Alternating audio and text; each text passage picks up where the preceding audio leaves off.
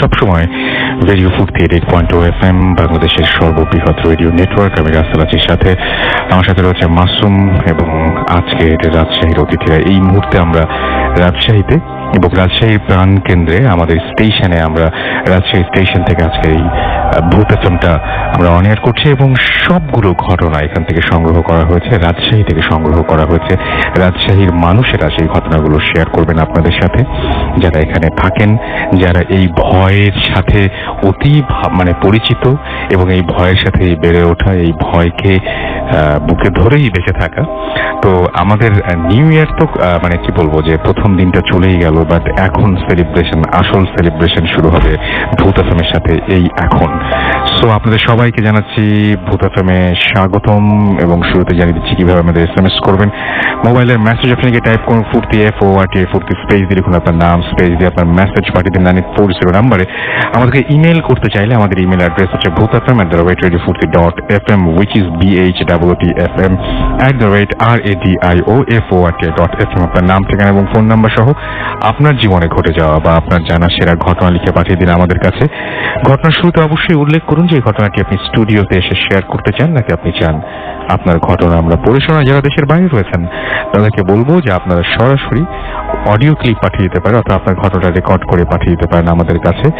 এবং আমার মনে হয় যে ফেসবুকে যদি আপনারা কানেক্টেড থাকতে চান তাহলে চলে যান আমাদের ফেসবুক পেজগুলোতে, www.facebook.com/radio.furti এবং www.facebook.com/bhutfm.russell, এই দুটো অ্যাড্রেসে। এবং আজকে রাজশাহীর অসংখ্য ঘটনা আমরা পেয়েছি এবং এইখানে ঠিক যেমন এখানে এসছেন দুইজন আমাদের ডক্টর এখানে আছেন যারা মেডিকেল, রাজশাহী মেডিকেল বা রাজশাহীর এইখানকার ঘটনা বলবেন, যে ঘটনাগুলো ম্যাক্সিমামই আপনারা খুব পছন্দ করেন, লাশ রিলেটেড। আমরা অলরেডি আমাদের ফেসবুক পেজে সেই ব্যাপারে লিখেওছি। এবং এছাড়াও এখানে রাজশাহী শহরের আনাচে কানাচে ছড়িয়ে থাকা নানান ধরনের ঘটনা, নানান কিছু আমরা জানবো। এবং এই শহরটা আমরা আলো চকচকে ঝকঝকে যে শহর দেখি, সেই শহরের অন্তরালেও নানান ধরনের ঘটনা লুকিয়ে আছে এবং শহরের সবকিছু তার পরিবর্তন করা যায় না এবং আলো দিয়েও সব অন্ধকার ঢেকে ফেলা যায় না। আমি অন্ধকার বলতে সেই অন্ধকারের কথা বলছি যে অন্ধকারকে আমরা ভয় পাই। আমরা শুনবো সেই সমস্ত কথা এবং আমাদের প্রথম অতিথি আজকে ডক্টর আহসান, তার কাছে যাবো। Doctor Ahsan, welcome to Bhoot FM এবং অনেক কষ্ট করে এসেছেন। Thank you very much. অনেকক্ষণ ধরে আপনার সাথে কথা হচ্ছিল। সো কেমন আছেন? থ্যাংক ইউ রাসেল ভাই, আল্লাহর রহমতে অনেক ভালো আছি। আপনাদের সাথে থাকতে পেরে আমার আরো বেশি ভালো লাগছে। আমারও খুব ভালো লাগছে। এবং আমরা এই ফাঁকে আপনার ঘটনা শুরু করার আগে বলে দিই, আগামী সপ্তাহে আমরা আসছি কক্সবাজারে এবং এইখানে রাজশাহী শহরের যারা আছেন তাদের সবাইকে থ্যাঙ্কস জানাতে হয় একটা কারণে, একটা বিশেষ কারণে। সেটা হচ্ছে যে আমরা সারা সপ্তাহে সমস্ত বাংলাদেশ থেকে যে পরিমাণ ইমেইল পাই, এই সপ্তাহে আমরা রাজশাহী থেকে তার চেয়ে বেশি ইমেল পেয়েছি। রাজশাহীবাসীরা এইভাবে সাড়া দিয়েছেন। আমার বিশ্বাস যে কক্সবাজারে যারা রয়েছেন তারাও ঠিক একইভাবে আমাদেরকে সাড়া দেবেন। আমাদের অ্যাড্রেসটা আরেকবার মনে করিয়ে দিই, bhutfm@radiofurti.fm, which is BHOOTFM@radiofurti.fm। আমরা চলে যাচ্ছি ডক্টর আহসানের কাছে তার ভয়ঙ্কর ঘটনা শুনতে। হ্যালো লিসেনার্স, আমি Ahsan Habib, second year MBBS student of Rajshahi medical college and my home town Kushtia. Russell ভাই, আমি বিলম্ব না করে ঘটনায় সরাসরি চলে যাচ্ছি। ঘটনাটা ঘটে আমাদের রাজশাহী মেডিকেলের বর্তমানে দায়িত্বরত দুইজন ডোমের সাথে। আর যেহেতু এটি একটি বাংলাদেশের অন্যতম প্রসিদ্ধ এবং বড় মেডিকেল কলেজ, এখানে প্রতিদিনই অসংখ্য একাধিক লাশ আমাদের মর্গে আসে পোস্টমর্টমের জন্য। আর এই কাজগুলো তাদের করতে হয়, এই সময় অনেক সময় আনইউজুয়াল অনেক কিছু ঘটে যায়, তারা আমাদের শেয়ার করেন না। কিন্তু আমি অনুরোধ করাই তারা আমাকে কিছু ঘটনা শেয়ার করেছেন, যেগুলো আমি আপনাদের কাছে এখন তুলে ধরছি। ঘটনাটি যেদিন ঘটে সেদিন দুইজন মানুষের অপমৃত্যুকে কেন্দ্র করে। তারা খুবই কুখ্যাত দুইজন ব্যক্তি ছিলেন এবং যাদের একজনকে স্ন্যাবিং করে মারা হয় এবং অপরজনকে মাথার পিছন সাইডে ভারী কিছু দিয়ে আঘাত করে মারা হয়। তাদের লাশটি যখন পোস্টমর্টম রুমে এসে পৌঁছায় তখন বিকেল 4টা পার হয়ে যায়। এবং এরা দুজনেই খুব স্বাভাবিকভাবে মারা যায়নি, খুব অস্বাভাবিকভাবে মারা। অস্বাভাবিক, দুজনের মৃত্যুটা অস্বাভাবিক ছিল। তখন ডাক্তারের আসার বিরতি, ডাক্তার কোনো একটা কাজে ব্যস্ত ছিলেন, যাই হোক তিনি আসতে দেরি করে ফেলেন। সামহাও তারা তাদের কাজ শুরু করে দেন। কিন্তু যখন ডাক্তার তার ডিসেকশনটা কমপ্লিট করে, পোস্টমর্টেমটা কমপ্লিট হয়ে গেলে ডাক্তার তখন চলে যান রিপোর্টটা করে, আর পরে ডোমরা সেই সেলাইগুলো কিংবা লাস্টটা ম্যানেজ করে তাদের পরিবারের কাছে হস্তান্তর করার জন্য বাকিটুকু করে থাকে, কাজগুলো করে। একজন ডোম বলে রাখি, তারা দুইজন আপন ভাই। দুইটা লাশ যেহেতু ছিল, তারা দুইটা লাশ দুইজন মিলে কাজ করেছিল, দুইজন ভাগ করে নিয়ে। যেই লাশটার মাথার পিছনে আঘাত ছিল সেটা কমপ্লিট করে অপর ভাই বসেছিল একজন, আর অপর ভাইটি তার সেলাই কাজ তখন চালিয়ে যাচ্ছিল। আচ্ছা। কিন্তু সে একটি জিনিস ফিল করলো, যখন সে তার রাইট ল্যাটারাল সাইড থেকে রাইট সাইডে স্ন্যাবিংটা ছিল, যখন মিডিয়াল সাইডে চলে যাচ্ছিল সেলাই করতে করতে, মিডিয়াল সাইডে সেলাই যখন কমপ্লিট হয়ে গেছে তখন সে ল্যাটারাল সাইডে তাকিয়ে দেখে সেলাইগুলো খোলা। আচ্ছা, এটা যদি সবাইকে একটু বোঝানো যায়, হ্যাঁ মানে সহজ করে বাংলায় যদি মানে বলে দেওয়া যায় কোন সাইডটাকে বাংলায় কি বলে? আমি বলছি মানে পেটের রাইট সাইডে, রাইট সাইড। জি জি, ওই সাইডটা থেকে একটা সেলাই ছিল নিচেই। আমরা বলবো যে আমাদের ফেসবুকে অলরেডি ছবিটা আপনি দেখেছেন হাত দিয়ে। হ্যাঁ, সেটাই আসলে পেটের একদম পাশে, আমি বলছি পাশের সাইড থেকে। জি, পাশের সাইড থেকে বুকের মাঝামাঝ বরাবর সেলাইটা টানা হচ্ছিল। জি, বুকের মাঝামাঝ বরাবর যখন সেলাইটা কমপ্লিট হয়ে যায়, জি, রাইট সাইড থেকে কিন্তু সে কমপ্লিট করে আসছিল, কিন্তু তখন সে দেখতে পারে রাইট সাইডে সেলাইটা খোলা, এন্ড ইটস আনইউজুয়াল একদম। তখন সে এটাকে তার মনের ভুল ভাবে এবং ভয় পেয়ে যায়। সে স্বাভাবিকভাবে ভয় পেয়ে যায় এবং তাকে হ্যালুসিনেশন ভেবে ভাবে যে একটু বাইরে থেকে ফ্রেশ হয়ে আছি, তাহলে হয়তো আমার কাজ করতে সুবিধা হবে। এখন সে এটা তার ভাইকে বলে না, যে যাতে সে ভয় পেয়ে যায় কিনা অন্য কিছু ঘটে যায়, সেজন্য তার ভাইকে না বলে সে বাইরে চলে আসে গেটের সামনে একটু সামনে, এবং তার ভাইকে, যেহেতু তার ভাইয়ের কাজ আগে থেকে কমপ্লিট হয়ে যায়, এজন্য বলে যে তুমি এই সেলাইটুকু করে ফেলো, আমি বাইরে আছি। আচ্ছা। তার ভাই যখন সেলাইটা করতে আসে, সেম কাহিনী তার সাথে হয়। সে যখন সেলাইটা কমপ্লিট করে, এক সাইডে সেলাইটা অটোমেটিক্যালি খোলা দেখতে পায়। আচ্ছা। দেন সে ভাবে যে হয়তো বা নিডলগুলো আমি সুপারফিশিয়ালি খুবই টেনেছি, যে কারণে সেলাইটা খুলে যাচ্ছে, খুবই আলতোভাবে টানা হয়েছে কিংবা একদম স্কিনের উপর দিয়ে। আসলে তেমনটা ছিল না। তারপরেও সে মনকে বুঝিয়ে সেলাই টানার জন্য ফার্স্ট যে নিডলটা ওখানে ঢুকিয়েছে, তখনই লাশটা আকস্মিকভাবে তার হাতটা চেপে ধরে। আচ্ছা। সেই সময় এটা তাদের সাথে হওয়ার কথা না, দীর্ঘদিন ধরে তারা কাজ করছেন এবং ইটস देयर প্রফেশন। তাদের বাপ দাদা তারা সবই এগুলো করে আসছে। তারপরে সে ভয় পেয়ে যায় এবং চিৎকার করে ফেলে। যে চিৎকারটা ঠিক গেটের সামনে থাকা তার ভাই শুনতে পায়। সে যখনই পিছনের দিকে ঘুরে তাকায়, দেখে তার ভাইটি মানে খুবই বিভ্রান্ত অবস্থায় এসে তার সামনে পায়ের কাছে পড়ে ফেইন্ট হয়ে যায়। আচ্ছা। আর আমাদের ইমার্জেন্সি ওখান থেকে তো বেশি দূরে না, মর্গ থেকে 2-3 মিনিটের পথ। তাকে সাথে সাথে ওখানে নেওয়া হয়। ডক্টর ওখানে ছিলেন। তিনি কিছুক্ষণের মধ্যে জ্ঞান ফিরে আসে। যখন জ্ঞান ফিরে যায় তখন তাকে জিজ্ঞাসা করা হয় আসলে কি হয়েছিল। আচ্ছা। তখন সে বলে যখন সে সেলাইটা করছিল, ফার্স্ট টাইম এমন হয়, সেকেন্ড টাইম যখন সে সেলাইটা পুনরায় করতে যায় তখন লাশটি তার হাত চেপে ধরে। এন্ড আপনি জেনে অবাক হবেন যে আসলে তার হাতে তখনও 3টা আঙ্গুলের ছাপ পাওয়া গিয়েছিল। একদম, সেটা ওই সময় কর্তব্যরত চিকিৎসকও দেখেছিলেন। এখানে হ্যালুসিনেশনের কোনো প্রশ্নই আসে না যদি হতো। আর সবচেয়ে বড় কথা, হ্যালুসিনেশন কখন হয়? যখন হচ্ছে মানুষজন, মানে কি বলবো, উনি তো নার্ভাস ছিলেন না। ডেফিনেটলি আসলে হ্যালুসিনেশনটা হয় সাধারণত আমাদের দেহে যে ইলেকট্রোলাইট আছে, অনেকগুলো ইলেকট্রোলাইট আমাদের দেহে আছে, সেগুলো ইলেকট্রোলাইট ইমব্যালেন্স হলে তখন হ্যালুসিনেশন হয়।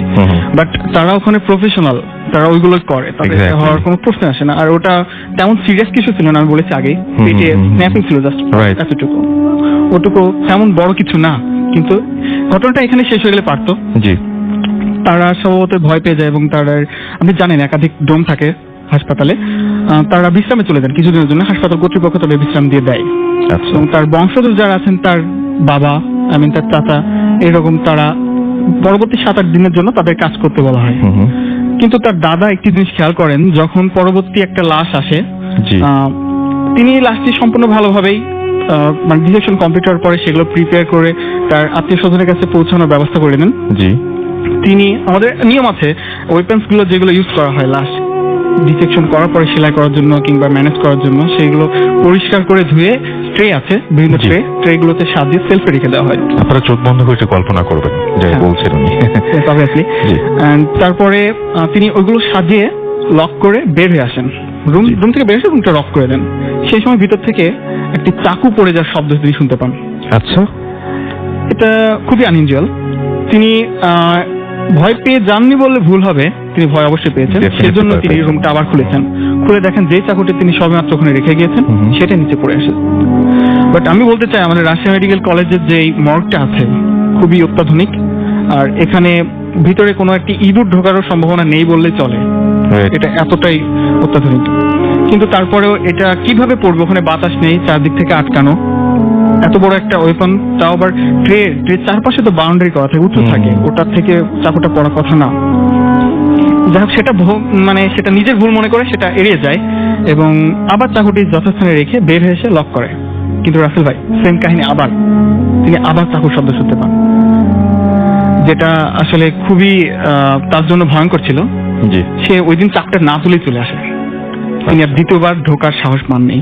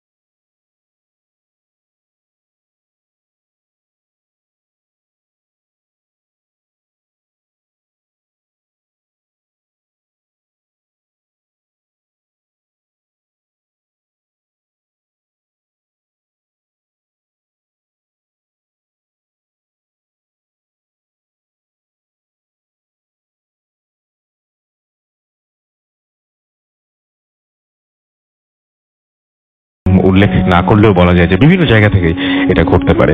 আমাদের রাজশাহী থেকে অনবরত আমরা SMS পাচ্ছি এবং কিন্তু প্রথমে পড়বো বরিশালের একটা SMS। ফার্স্ট স্টোরিটা বেস্ট হয়েছে, সুতরাং রাজশাহীর স্টোরিটা ভালো লেগেছে বরিশালের যিনি পাঠিয়েছেন রিয়াদের। এবং জ্যাকলিন আমাদের নাটোর থেকে SMS করেছেন, সবাইকে জানিয়েছেন নতুন বছরের শুভেচ্ছা এবং তিনি আমাদেরকে উইশ করেছেন ফুর্তি টিমকে। রিয়াদ আমাদের লিখেছেন ভয় লাগছে আমাদেরকে দেখতে পাচ্ছি। নুরজামান বিক্রমপুর থেকে লিখেছেন। এছাড়াও আমাদেরকে অরিন লিখেছেন যে তাদের সাথে এরকম ধরনের ঘটনা ঘটে। SH আবরার হাজারিবাগ থেকে আমাদের লিখেছেন, আমাদের ঢাকা থেকে আমাদের সাথে লিখেছেন, নিউ ইয়ারের শুভেচ্ছা দিয়েছেন। বাহার লিখেছেন খিলগা থেকে। মাহির আমাদের সাথে আছেন, সোহান। এছাড়াও বর্ণ নেত্রকোনা থেকে আমাদের সাথে আছেন। শান রাজশাহী থেকে আমাদের সাথে রয়েছেন এবং আমাদের সাথে রয়েছেন দেখতে পাচ্ছি সুপ্তি। এছাড়াও রয়েছেন মৃদুল কুষ্টিয়া থেকে। এছাড়াও মিল্টন আমাদের সাথে রয়েছেন নরসিংদী দাসপাড়া থেকে। এছাড়াও দোলা আমাদের সাথে রয়েছেন টাঙ্গাইল থেকে। আমাদের সাথে আছেন নিশাত রাজশাহী থেকে এবং সবাইকে হ্যাপি নিউ ইয়ার জানিয়েছেন তিনি। প্রমি রাজশাহী মেডিকেল কলেজের বছরের শুরুতেই কিছু একটা বলতে চেয়েছেন, এসএমএসটা চলে গেল। লিখন আমাদের সাথে রয়েছেন, আমার সাথে রয়েছেন শর্মী। এছাড়াও সোহান খুলনা থেকে। আনোয়ার এবং তার ওয়াইফ আফরিন। খুলনাতে আমরা আসছি, কিন্তু আপনারা রেডি থাকেন আপনাদের ঘটনা নিয়ে। মিল্টন আছেন আমাদের সাথে রয়েছেন। এছাড়াও রয়েছে গোলাম রাব্বি মিটফোর্ড ঢাকা থেকে। আচ্ছা, আমরা রাজশাহী এখানে ঘটনা শোনাচ্ছি মিটফোর্ড থেকে, আপনি SMS করেছেন আমাদেরকে। ওকে। ফারহান উত্তরা থেকে আছেন আমাদের সাথে। এছাড়াও রয়েছেন আরো অনেকেই। আপনি যদি আসতে চান মোবাইলের মেসেজ লিখে টাইপ করুন ফুর্তি FORTI ফুর্তি স্পেস লিখুন আপনার নাম, স্পেস দিয়ে আপনার মেসেজ পাঠিয়ে দিন 9840 নাম্বারে। আমাদের সঙ্গে মেহজাবিন রয়েছেন এবং তিনি অনেকক্ষণ ধরেই ওয়েট করছেন এবং তিনি বেশ দূরেই থাকেন, তাকে চলে যেতে হবে। তার ঘটনাটা আমরা শুনে ফেলি। আপনি বলছিলেন যে আপনার সঙ্গে নানান ধরনের ঘটনা ঘটে। কি ধরনের ঘটনা ঘটে আপনার সঙ্গে যদি আমাদের একটু বলতেন আপনার বাসায়? আমার নাম মাহজাবিন আহমেদ। জি। আমি রাজশাহীতে কোর্ট এরিয়াতে থাকি। জি। আমার বাসাটা মেইনলি কোর্ট এরিয়াতে। এখন আমার বাসার কিছুটা পিছে একটা গোরস্থান আছে। That's G. ওয়াই আমার এরিয়াটা অনেকটাই একটু খারাপ। সো আমরা অনেক কিছু এক্সপিরিয়েন্স করি, যেমন খারাপ না বলে আমরা ভয়ের বলি। ভয় জি। বলি, ওকে। তো আমি মাঝে মাঝেই সবসময় মানে ফিল করতে পারি যে কোনো কিছু থাকলে, জিন অর সামথিং, আমি সেটা ফিল করতে পারি। তো আমাকে বেশিরভাগ টাইম এফেক্ট করে না, জি। কিন্তু এফেক্ট করছে তখন আমি কলেজে পড়ি। 2012 এর ঘটনা হবে। জি। এটা আমার ভাইয়ার মাধ্যমে এফেক্টেড হয়েছি আমি। আমার ভাইয়া নর্মালি রাতের বেলা বাইরে ঘোরাফেরা করে, তো ওর বন্ধুকে ডাকতে একটা জায়গায় যাই। সেই জায়গায় একটা তাল গাছ আছে। তাল গাছটা খুব একটা ভালো না। হুম হুম। ওখানে সবসময় বলে যে ওখানে অনেকেই অনেক কিছু দেখে। আমার ভাই ওখানে দাঁড়ায় ছিল, তখন তার সামনে একটা কুকুর লাফ দিয়ে নামে। অ্যান্ড কুকুরটার কালার খুবই আজব টাইপ ছিল, কারণ কুকুরটার সামনে ছিল ব্রাউনিশ রেড কালার আর পিছে ছিল ব্ল্যাক কালারের। তারপরে সে সেটা দেখে ভয় পায় এবং চলে আসে, কিন্তু এটা বাসায় এসে কাউকে বলে না। কিন্তু বাসায় আসার পরে, আমি বাসায় ঢোকার পরে, ভাইয়া ঢোকার পর থেকে আমার মাথা ভার ভার হতে থাকে। আমি ফিল করতে থাকি সামথিং রং। তো আমি অ্যাটিটিউডে একটু প্রবলেম চলে আসছে। অ্যাটিটিউডে আমার প্রবলেম আসে। পরে রাতের খাবার টাইমে আমি আর ভাইয়া পাশাপাশি বসি। আমার মা, আমরা খাচ্ছি নর্মালি, আমার মা আমার জন্য একটা মাছ ফ্রাই করে নিয়ে এসে আমার প্লেটে দেয়। প্লেটে দেওয়ার পরই হয় কি, আমার মাথাটা পুরাটা একদম ব্যথা হতে থাকে, শরীরটা কাঁপতে থাকে, আর মনে হচ্ছে আমার বমি হয়ে যাবে। দেন আমি কাঁপতে কাঁপতে না খেয়ে উঠে যাই, বলি শরীরটা খারাপ লাগছে, উঠেছে। আমি রুমে আসি, আমার রুম থেকে ভাইয়ার দিকে তাকায় দেখি ভাইয়ার পিছে শ্যাডোর মতো কিছু। আচ্ছা। আমি কাঁপছিলাম তখনও। তারপরে হঠাৎ সেটা একটা কুকুরের মতো শেপ নিয়ে, আপনি জানেন না যে বাইরে সে কি দেখে এসেছে? না, আচ্ছা, আমি okay. কিচ্ছুই জানি না, ইভেন আমার বাসার কেউই জানে না। আচ্ছা। পরে কুকুরের মতো শেপ নিয়ে আমার দিকে তেড়ে আসছে, এন্ড কুকুরটার colour brownish red and black. Then আসার পর ওটা দেখে আমি চিৎকার করে কাঁপতে থাকি। আমার বোন, আমার মা দৌড়ে এসে আমাকে ধরে জিজ্ঞেস করে। আমার মুখ দিয়ে খালি জাস্ট এইটুকুই বের হচ্ছিল, ভাইয়ার সাথে কিছু আছে। দেন আমার মা অনেক কষ্টে আমাকে শান্ত করে দোয়াটা পড়ে ঘুম দিয়ে দেন। পরে আমার ভাইয়াকে যখন আমার মা জিজ্ঞেস করেন, তখন ভাইয়া বলে যে সে বাইরে থেকে ভয় পেয়ে আসছিল, এন্ড এইরকম একটা কুকুরের শেপের কিছু দেখে ভয় পেয়ে আসছিল। আচ্ছা, এখন আপনার বাসায় কি ধরনের সমস্যা হয় আপনার নিজে? আমার বাসার সমস্যা হচ্ছে, আমাদের বাসাতে ঠিক মধ্য দুপুরে আমাদের বাসার পাশে একটা জায়গা আছে যেদিকে কাপড় কাচা হয় নর্মালি। তো ওই দিকটাই নর্মালি কেউ যায় না, কারণ গেট বন্ধ থাকে।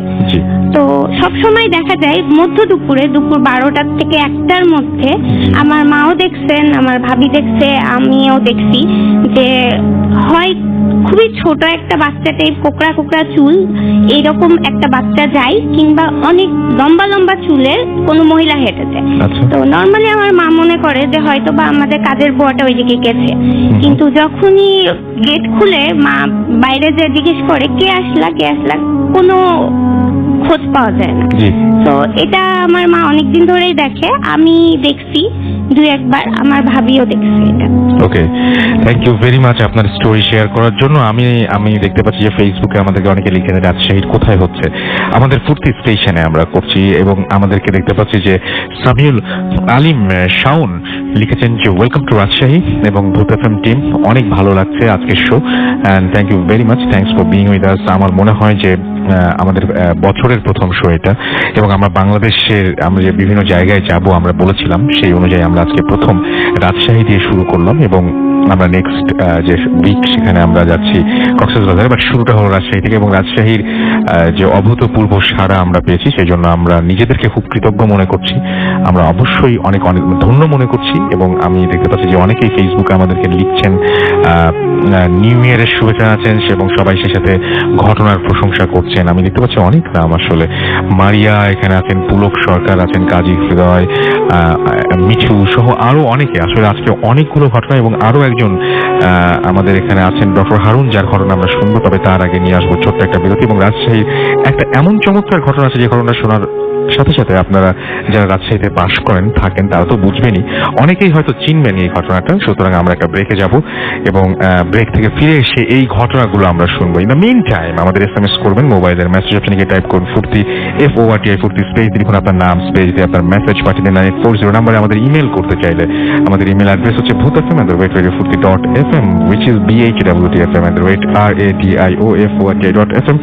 আপনার নাম, ঠিকানা এবং ফোন নাম্বার সহ আপনার জীবনে ঘটে যাওয়া সেরা ঘটনা লিখে পাঠিয়ে দিন আমাদের কাছে। এবং ঘটনার শুরুতে অবশ্যই আপনার নাম এবং ঠিকানা উল্লেখ, আপনার এখানে এসে শেয়ার করতে চান কিনা সেটা উল্লেখ করুন। আমাদের ফেসবুক পেজের লিঙ্ক তো আপনারা জানেননি। আমরা চলে যাবো একটা বিরতিতে, ফিরে আসছি একটু পরে। স্টে টিউন টু রেডিও ফুর্তি and don't stop the ফুর্তি।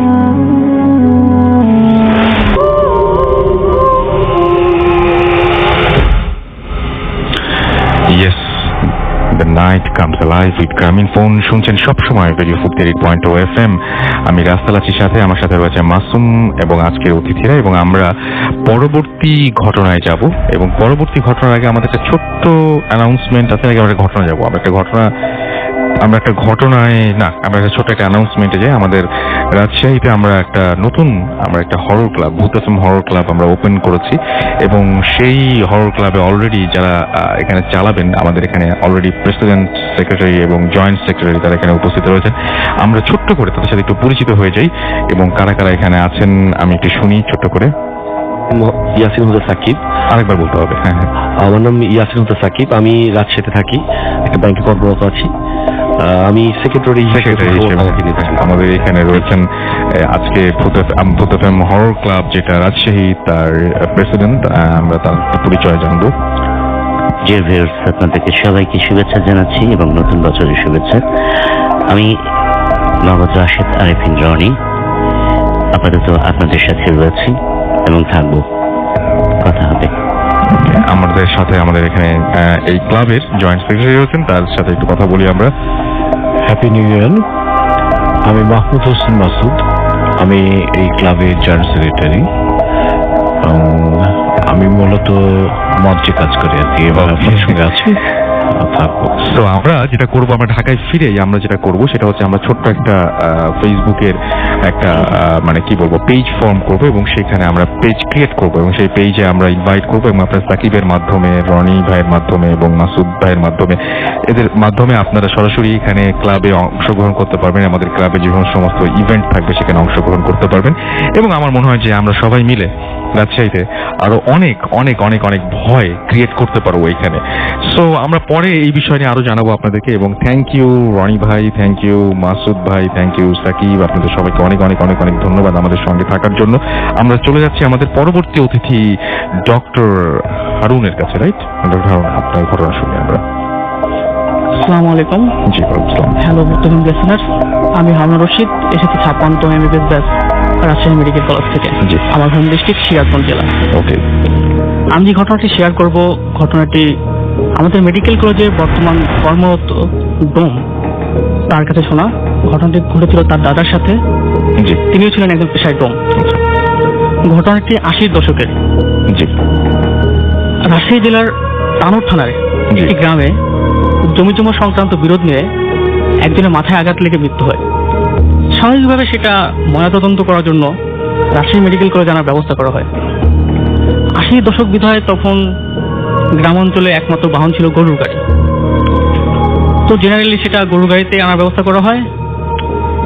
কোনো এক কারণে তাদের যাত্রা করতে প্রায় রাত হয়ে যায় আর কি।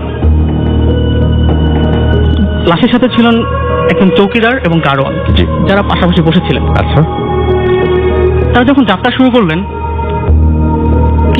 10-15 মিনিট ভালোই আগালেন আর কি। বিপত্তিটা ঘটলো একটা তেঁতুল গাছের নিচে, যা ছিল দুটি গ্রামের মাঝখানে এবং জনমানবশূন্য এলাকায়। সেখানে এসে গরুগুলো হঠাৎ থেমে গেল। তখন চালক, গাড়োয়ান আর কি, তিনি গরুগুলোকে মারতে থাকলেন সামনে আগানোর জন্য, কিন্তু গরুগুলো কিছুতে সামনে আগাচ্ছিল না। তখন চৌকিদার এবং গাড়োয়ান গরু গাড়ির চাকা কিছুটা আটকে গেছে কিনা তা পরীক্ষা করার জন্য পিছনে তাকালেন, কিন্তু পিছনে তাকে তারা যা দেখলেন তা দেখার জন্য তারা দুজনে কেউই প্রস্তুত ছিলেন না। আচ্ছা। তারা দেখলেন লাশটি তাদের দিকে মুখ করে বসে আছে। এটা দেখার পর তারা হতভম্ব হয়ে গেলেন এবং পাশের গ্রামের দিকে ছুটতে শুরু করলেন। ওকে। পাশের গ্রামে গিয়ে লোকজনকে জানালেন তাদের সাথে কি বিস্ময়কর ঘটনাটা ঘটে গেছে। জি জি। তখন গ্রামের লোকজন লাঠিসোঁটা মশাল নিয়ে সেই স্থানে আসলেন। এসে তা দেখলেন তা ছিল আরো ভয়াবহ। আচ্ছা। গরু দুটি মৃত অবস্থায় পড়ে আছে, হুম। আর লাশটি পুরো অবস্থায় শোয়ানো আছে। তারা আকস্মিকতার কারণে রাত্রে পাশে গ্রামে অবস্থান করলেন এবং পরদিন অন্য একটি বাহনের মাধ্যমে লাশটি রাজশাহী মেডিকেল কলেজে আনার ব্যবস্থা করলেন। আচ্ছা। ঘটনাটা এখানে শেষ হয়ে গেলেই পারত, কিন্তু যা ঘটলো তা হচ্ছে আরো ভয়াবহ। চৌকিদার এবং গাড়োয়ান তার দুজনে মারাত্মক জ্বরে আক্রান্ত হলেন। জি। প্রায় 15 দিন ভোগার পরে চৌকিদারটি মারা গেলেন। আচ্ছা।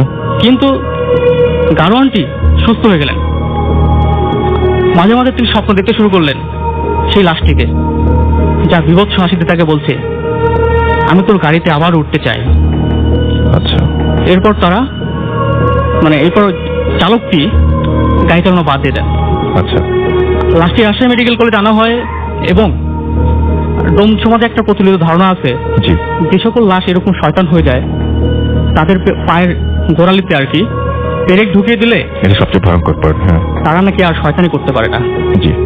তো লাশটির সাথে তাই করা হয় এবং তার লাশটির দুই পায়ে পেরেক ঢুকিয়ে তার স্বজনদের মাঝে হস্তান্তর করা হয়। পেরেক ঠুকে দেওয়া হয় পায়ের মধ্যে? হ্যাঁ, পায়ের গোড়ালিতে। আচ্ছা, পায়ের গোড়ালিতে? হ্যাঁ, এখানে আর কি আচ্ছা। ম্যালিউল আছে। আচ্ছা। ওকে। ওইখানে ঠুকে দেয়। ওকে, অনেক ধন্যবাদ ডক্টর হারুন আপনাকে। আর আমি স্পেশালি থ্যাংক জানাবো আমার ফ্রেন্ডদের যারা আমাদেরকে ইন্সপায়ার করেছে, বিশেষ করে 56তম ব্যাচের সকলকে। আর রিপন এবং পরাগ যারা রাত জেগে আমাদের পাশে এখন অবস্থান করছে, তাদের দুজনকে। আপনাদের সবাইকে অনেক অনেক অনেক অনেক ধন্যবাদ এবং নতুন বছরের শুভেচ্ছা। এবং আমি জানি যে আমাদের সাথে এই মুহূর্তে রাজশাহীতে বসে আছেন আমার পাশে মাসুম, এবং এখানে অক্লান্ত পরিশ্রম করছেন জিলানি, এবং আরো একজন আমাদের আছেন হ্যাঁ সামির, রাইট, এবং আমাদের সাথে রয়েছেন, এবং সেই সাথে ঢাকায় আমাদের সাথে এখন এই মুহূর্তে আছেন হচ্ছে আমাদের সাথে শাহিন ভাই, এবং শাহিন ভাই ঢাকাতে অপারেট করছেন আমাদের সাথে এখানে এসছেন হচ্ছে আহমেদ বাবু এবং ফারনান চৌধুরী। তারা সবাই আমাদের সঙ্গে এখানে রয়েছেন, এবং আমি একটু আগে যার সাথে পরিচয় করে দিলাম তারা তো এখানে আছেনই। এবং আমি এই মুহূর্তে রাজশাহীর একটা ঘটনা পড়ে শোনাবো আপনাদেরকে, যে ঘটনাটা আমি বলেছিলাম গত সপ্তাহে পড়তে চেয়েছিলাম কিন্তু পড়িনি, কারণ এটা রাজশাহীর ঘটনা, এবং যারা রাজশাহীবাসী আছেন তারা তো জায়গাটা শুনেই বুঝতে পারবেন কোন জায়গায় কথা বলছি। আর যারা অন্য জায়গায় বা রাজশাহীতে কখনো আসেননি তারা অন্তত ভয় পাবেন এই বিষয়ে। নিশ্চয় দরজা কোনো কিছু খোলা থাকার কোনো সম্ভাবনা নেই, বাবার ঠান্ডার সমস্যা আছে, তাই এমনকি ঘরের ভেন্টিলেটর গুলো পিচ বোর্ড দিয়ে আটকানো। বিড়াল কেন, একটা ইঁদুরও আসা যাওয়া করার কোনো চান্স নেই, অথচ একটা আস্ত বিড়াল যেন হাওয়ায় মিলিয়ে গেল। কিন্তু ঘটনাটা এখানেও শেষ হলো না।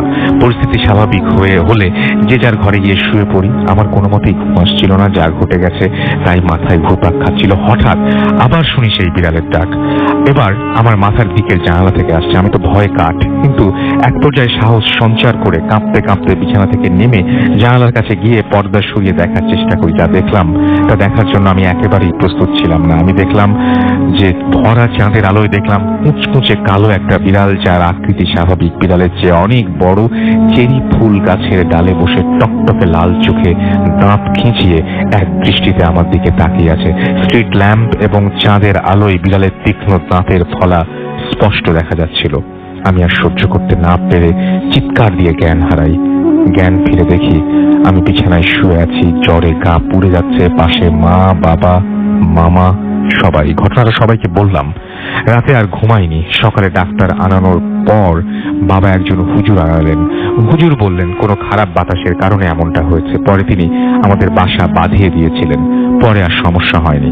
এই ছিল ঘটনা। ভালো থাকবেন, এবং আপনাকে অনেক ধন্যবাদ ইমন, চমৎকার একটা ঘটনা আমাদেরকে উপহার দেওয়ার জন্য। অ্যান্ড আমরা কিছু SMS এ যাই, আমি দেখতে পাচ্ছি যে আমাদেরকে অর্ণব রাজশাহী থেকে লিখেছেন যে এনজয়িং দিস নাইট, আমাদেরকে স্মাইল SMS করেছেন, এবং তানোরের কোথায় ঘটনা ঘটেছিল জানতে চেয়েছেন। তানোরের কোথায় আপনার কি জানা আছে সেটা? তানোরের কোথায় আচ্ছা, স্পেসিফিক্যালি গ্রামের নাম বলতে পারবেন না, এবং উনি বলছিলেন যে কারণ আমার বাড়ি তানোরে। আমার আপনি একটু খোঁজ খবর নিলে জানতে পারবেন। তাহলে লাবিব আমাদের SMS করেছেন, পালকি মাসুম আমাদের তেজগাঁ থেকে SMS করেছেন, হাফিজুল হাসান আমাদেরকে জিগাতলা থেকে SMS করেছেন, এছাড়াও ইদিতা ময়মনসিং থেকে SMS করেছেন। কবে আসবেন? খুব তাড়াতাড়ি আসবো, খুব তাড়াতাড়ি। তবে আগে কক্সবাজার যাবো নেক্সট উইকে। কক্সবাজার থেকে কোনো সারা শব্দ পাচ্ছি না, কোনো SMS এখনো পর্যন্ত দেখতে পাইনি কক্সবাজারে। যাবো কি নাকি যাবো না? কাশফিয়া আমাদের SMS করেছেন এবং আমাদেরকে SMS করেছেন দেখতে পাচ্ছি আসিফুজ্জামান। আচ্ছা, কাশফিয়ার মেয়ের বার্থডে ছিল এবং আমাদেরকে আচ্ছা না সরি, আমাকে আমার মেয়েকে শুভেচ্ছা দিয়েছেন। Thank you very much. Asifuzzaman Adnan আমাদের SMS করেছেন ময়মনসিং থেকে। এছাড়া আমাদেরকে আরিফ এবং তার ওয়াইফ রুম্পা হবিগঞ্জ থেকে SMS করেছেন। সোহেল হাতিরপুল থেকে আমাদের SMS করেছেন, সুন্দর হচ্ছে জানিয়েছেন। সুপ্ত আমাদের SMS করেছেন। সোহান আমাদের SMS করেছেন। জেইন তসনিম আমাদের SMS করেছেন। বিকাশ SMS করেছেন লালমনিহাট থেকে। এছাড়াও জহিরুল আমাদের SMS করেছেন আমাদেরকে দেখতে পাচ্ছি। এছাড়াও জান্নাত, এছাড়াও প্রীতম আমাদের SMS করেছেন। অর্চি ঢাকা থেকে SMS করেছেন। সোহেল আমাদেরকে SMS করেছেন। সিদ্দিক খান জুরাইন থেকে, এছাড়াও আরো অনেকেই। এছাড়াও আমাদের ফেসবুকে দেখতে পাচ্ছি আপনারা লিখছেন। যারা SMS করতে চান তারা মোবাইলের মেসেজ অপশনে গিয়ে টাইপ করুন ফুর্তি, ফুর্তি স্পেস লিখুন আপনার নাম, স্পেস দিয়ে আপনার মেসেজ পাঠিয়ে দিন 9840 নাম্বারে। যারা আমাদের ইমেল করতে চান, আমাদের ইমেল অ্যাড্রেস হচ্ছে bhutfm@radiofurti.fm, which is bhutfm@radioforti.fm। আপনার নাম, ঠিকানা এবং ফোন নাম্বার সহ আপনার জীবনে ঘটে যাওয়া বা আপনার জানা সেরা ঘটনা লিখে পাঠিয়ে দিন আমাদের কাছে। এবং আমাদের ফেসবুক পেজ দুটোর আমি অ্যাড্রেস বলে দিচ্ছি, www.facebook.com/radiofurti, www.facebook.com/bhutfm.russell। আমরা আরো একটা ব্রেকে যাব এবং ব্রেকের পরে আবারও ফিরে আসবো আপনাদের কাছে। আরো দারুণ দারুণ সব ঘটনা রয়েছে, আরো একটা লাশের ঘটনা রয়েছে, আমরা যেটা কিছুক্ষণ পরে শুনবো। এবং রাজশাহীর সব ঘটনা আপনারা শুনছেন, বাংলাদেশের যেখানে বসে থাকুন বা পৃথিবীর যেখানে বসে আমাদেরকে শুনছেন, আপনারা এই মুহূর্তে শুনছেন রাজশাহীর ঘটনা। এবং যদি সত্যি আমরা বেঁচে থাকি এবং আগামী দিন যদি আমরা কক্সবাজার পৌঁছাই, তাহলে ডেফিনেটলি আমরা আপনাদেরকে শোনাবো কক্সবাজারের স্থানীয় ঘটনা। এবং সেই জন্য যেটা দরকার সেটা হচ্ছে কক্সবাজারের যারা অধিবাসী রয়েছেন তাদের সহযোগিতা, এবং আশা করছি তারা ইমেল পাঠাবেন আমাদেরকে। আজকে আমি অনেক ইমেল দেখেছি যে ইমেলগুলো আমি নিতে পারিনি, বিকজ সেই ইমেলগুলো এসেছিল বৃহস্পতিবার সকালের পরে। আমাদের আসলে বৃহস্পতিবার দুপুর পর্যন্ত আমরা ইমেল নিয়েছি, তারপরে আমরা ইমেল নেয়নি। বাট আপনাদেরকেও আমরা যদি পরবর্তী রাজশাহীতে আসি বা আপনাদের যে ঘটনাগুলো আপনারা পাঠিয়েছেন সেই ঘটনাগুলো আমরা যদি পারি অবশ্যই পড়ে শোনাবো পরবর্তী এপিসোডে। চলে যাচ্ছি ব্রেকে। স্টে টিউনড টু রেডিও ফুর্তি এন্ড ডোন্ট স্টপ দ্য ফুর্তি। Welcome back. শুনছেন সবসময় রেডিও ফুর্তি 8.2 FM। আমি রাস্তাল আছি, সাথে আমার সাথে রয়েছে মাসুম, আমাদের সাথে রয়েছেন আহমেদ বাবু, আমাদের সাথে রয়েছেন ফারনান চৌধুরী, আমাদের সাথে রয়েছেন আজকে রাজশাহীবাসী। এবং রাজশাহীবাসী আপনারা অনেকেই শুনতে পেলাম যে রাজশাহী স্টেশনে গেছেন। Rajshahi station means Rajshahi Foorti station, Rajshahi, not Rajshahi rail station ও রাজশাহী বাস স্টেশন বা বাস টার্মিনাল। সো আপনারা যারা খুঁজছেন ওখানে, আমার মনে হয় যে ভুল জায়গায় খুঁজছেন। অ্যান্ড মানে ওখানে আমরা ফুর্তি স্টেশনে, যেটা রাজশাহীতে। আমাদের সাথে আমাদের নতুন আরেকজন অতিথি এখানে আমাদেরকে জয়েন করছেন। তার আগে একটু বলি যে আমরা লিমিটলেস হরর ক্লাব চাই, ভূত এফএম হরর ক্লাব পুরো বাংলাদেশে এবং সব জায়গায়। আপনারা যারা হরর ক্লাব, ইয়াসিন আমি সবকিছু থামিয়ে দিই, কক্সবাজার থেকে লিখেছেন রাসেল ভাই, কক্সবাজারকে আমি ইমেল করতে পারবো না, যদি পারেন আমাকে। ভাই আপনার এই ফোন নাম্বারটাই আমাকে কিন্তু আপনার ইমেল করে দিতে হবে, বিকজ এই SMS থাকবে না আমার কাছে। সো আপনি যারা আপনারা মনে করছেন যে আপনারা পার্টিসিপেট করতে চান কক্সবাজার থেকে আগামী সপ্তাহে, তারা দয়া করে প্লিজ 2 কলম হলেও বা 2 কলম না তো 2 কি হলেও লিখে দিন আর কি। 2-3 বার কি টিপাটিপি করে আপনাদের ওই যে ওই ফোন নাম্বার এবং আপনারা ঘটনার যে বিষয়বস্তু সেটা লিখে আমাদের পাঠিয়ে দিন। আদারওয়াইজ আমরা কাউকে নিতে পারবো না এখানে। এই SMS থেকে আপনাদের নাম এবং ফোন নাম্বার কালেক্ট করা is very difficult. So please আমাদের ইমেল করুন। আমাদের ইমেল অ্যাড্রেসটা আপনারা জানেন, bhutfm@radiofurti.fm। গুগল করলে পাবেন, আমাদের ওয়েবসাইটে গেলে পাবেন, যে কোনো জায়গায় গেলে আপনারা খুব সহজেই পেয়ে যাবেন। সো প্লিজ একটু আমাদেরকে খুঁজে বের করুন। কক্সবাজার থেকে আরো আছেন কিং আমিন। কক্সবাজার তো অনেকে, আমরা রাজশাহী থেকে যেরকম সারা পেয়েছিলাম কক্সবাজার থেকে অলরেডি পাচ্ছি। তারপরে টাউকি দেখছি কক্সবাজার থেকে আমাদের সাথে রয়েছেন। এবং প্লিজ যারা শেয়ার করতে চান, তার মানে আমরা কক্সবাজারে আসছি এবং কক্সবাজারের জমজমাট শো করবো। এবং মিম কক্সবাজার থেকে, come Cox's Bazar, can't wait more. Alright guys, আমরা নেক্সট উইকে আসছি কক্সবাজার উইথ আওয়ার টিম এবং আশা করছি যে আপনাদেরকে ওখানে পেয়ে যাব এবং সেই সাথে আপনারা একটু সিলেক্ট করে রাখুন যে কারা কারা হরর ক্লাব করতে চান। যারা হরর ক্লাব করতে চান তারা অবশ্যই আমাদেরকে এসএমএস করে না, ডেফিনেটলি ইমেল করে জানাবেন। বি সিরিয়াস, ভূত এফএম একটা সিরিয়াস শো, আমরা চাই যে আপনারা ইমেল করুন এবং সিরিয়াসলি সেটা নিন এবং ইমেল করাটা সবচেয়ে বেশি এখানে কাজের কাজ হবে। এনিওয়েজ, আমরা চলে যাই ঘটনায় এবং তারপরে আবারও ফিরে আসছি এসএমএস এ। তো আমরা মনে হয় যে আমরা যেটা বলছিলাম যে হোল বাংলাদেশে আমরা চাচ্ছি যে লিমিটলেস আমাদের ফ্যান ক্লাব এবং আমাদের হরর ক্লাব আমরা ওপেন করতে। সো যারা ইন্টারেস্টেড তারা আমাদের ইমেল করুন। আমরা চলে যাই পরবর্তী আমাদের অতিথির কাছে, তার নাম হচ্ছে মেহেদি। এবং মেহেদি, আপনি একটা মর্গ নিয়ে ঘটনা বলেন। আসলে মর্গের ঘটনা প্রচুর পাচ্ছি আমরা এবং সেটা খুব ভালোই। এবং রাজশাহীতে কিন্তু একটা সময় বলা হতো যে রাজশাহী শহর পুকুরের শহর, প্রচুর পুকুর ছিল এখানে এবং সেই পুকুরগুলো নিয়েও নানান ধরনের গল্প রয়েছে। কোনো পুকুরের নিচে কুয়া, কোনো পুকুরের নিচে নাকি শিকল দিয়ে টেনে নিয়ে যায়, এরকম নানান ধরনের ঘটনা রয়েছে রাজশাহীকে নিয়ে। আই এম শিওর যে আপনারা যারা আছেন, যারা শুনছেন এই মুহূর্তে রাজশাহী থেকে, তারাও জানেন।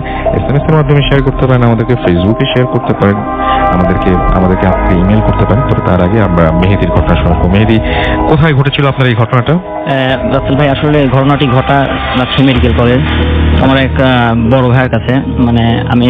মানে যখন আমি প্রথম আইএসটিতে আমি ভর্তি হই, তখন আমি আপনার 0 এখানেই আমি একটা মেস ভাড়া নিই। মেসের একটা বড় ভাই ছিল, মানে একটা আমরা কোথায় ঘটেছে কি ঘটেছে সব ডিটেল বলবো না, আসলে ঠিকানাগুলো বলার দরকার নেই, আপনি জাস্ট ঘটনাটা বলেন, সবাই বুঝতে পারছে রাজশাহীতে ঘটেছে। আসলে আমার ভাই আমাকে যেভাবে শেয়ার করেন সেভাবে বললাম রাসেল ভাই। জি রাসেল ভাই, আমার ভাইয়া একদিন মানে হঠাৎ করে মানে খবর আসে যে তার একটা রিলেটিভ অ্যাক্সিডেন্ট করেছে, খুব মারাত্মক অ্যাক্সিডেন্ট।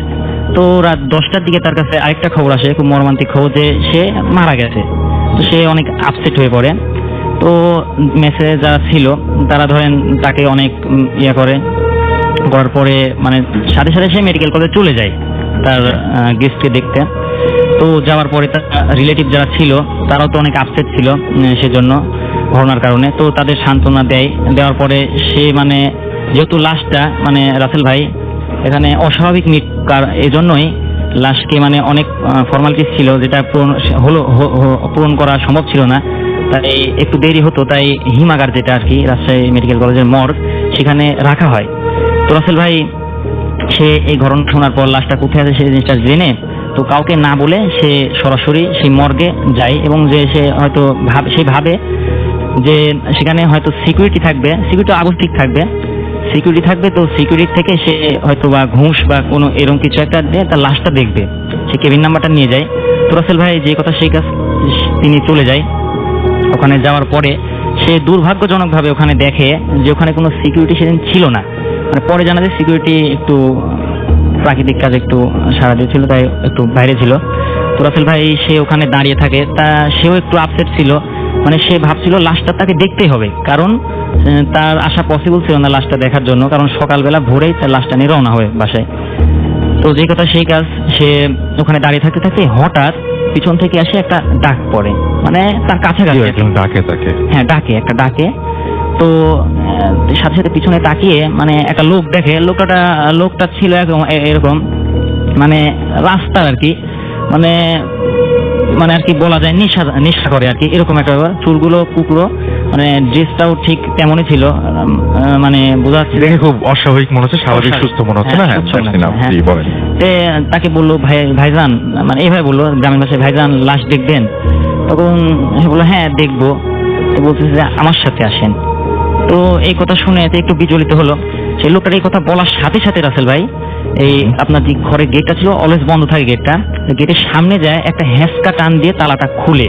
তো হয়তো সে ভাবছিল যে হয়তো চাবি দিয়ে খুললো, মানে হ্যাঁচকা টান দিয়ে খুব জোরে তালাটা খোলার পরে লোকটা তাকে ভিতরে ডাকে। তো সে কিছু না বুঝেই ভিতরে যায়।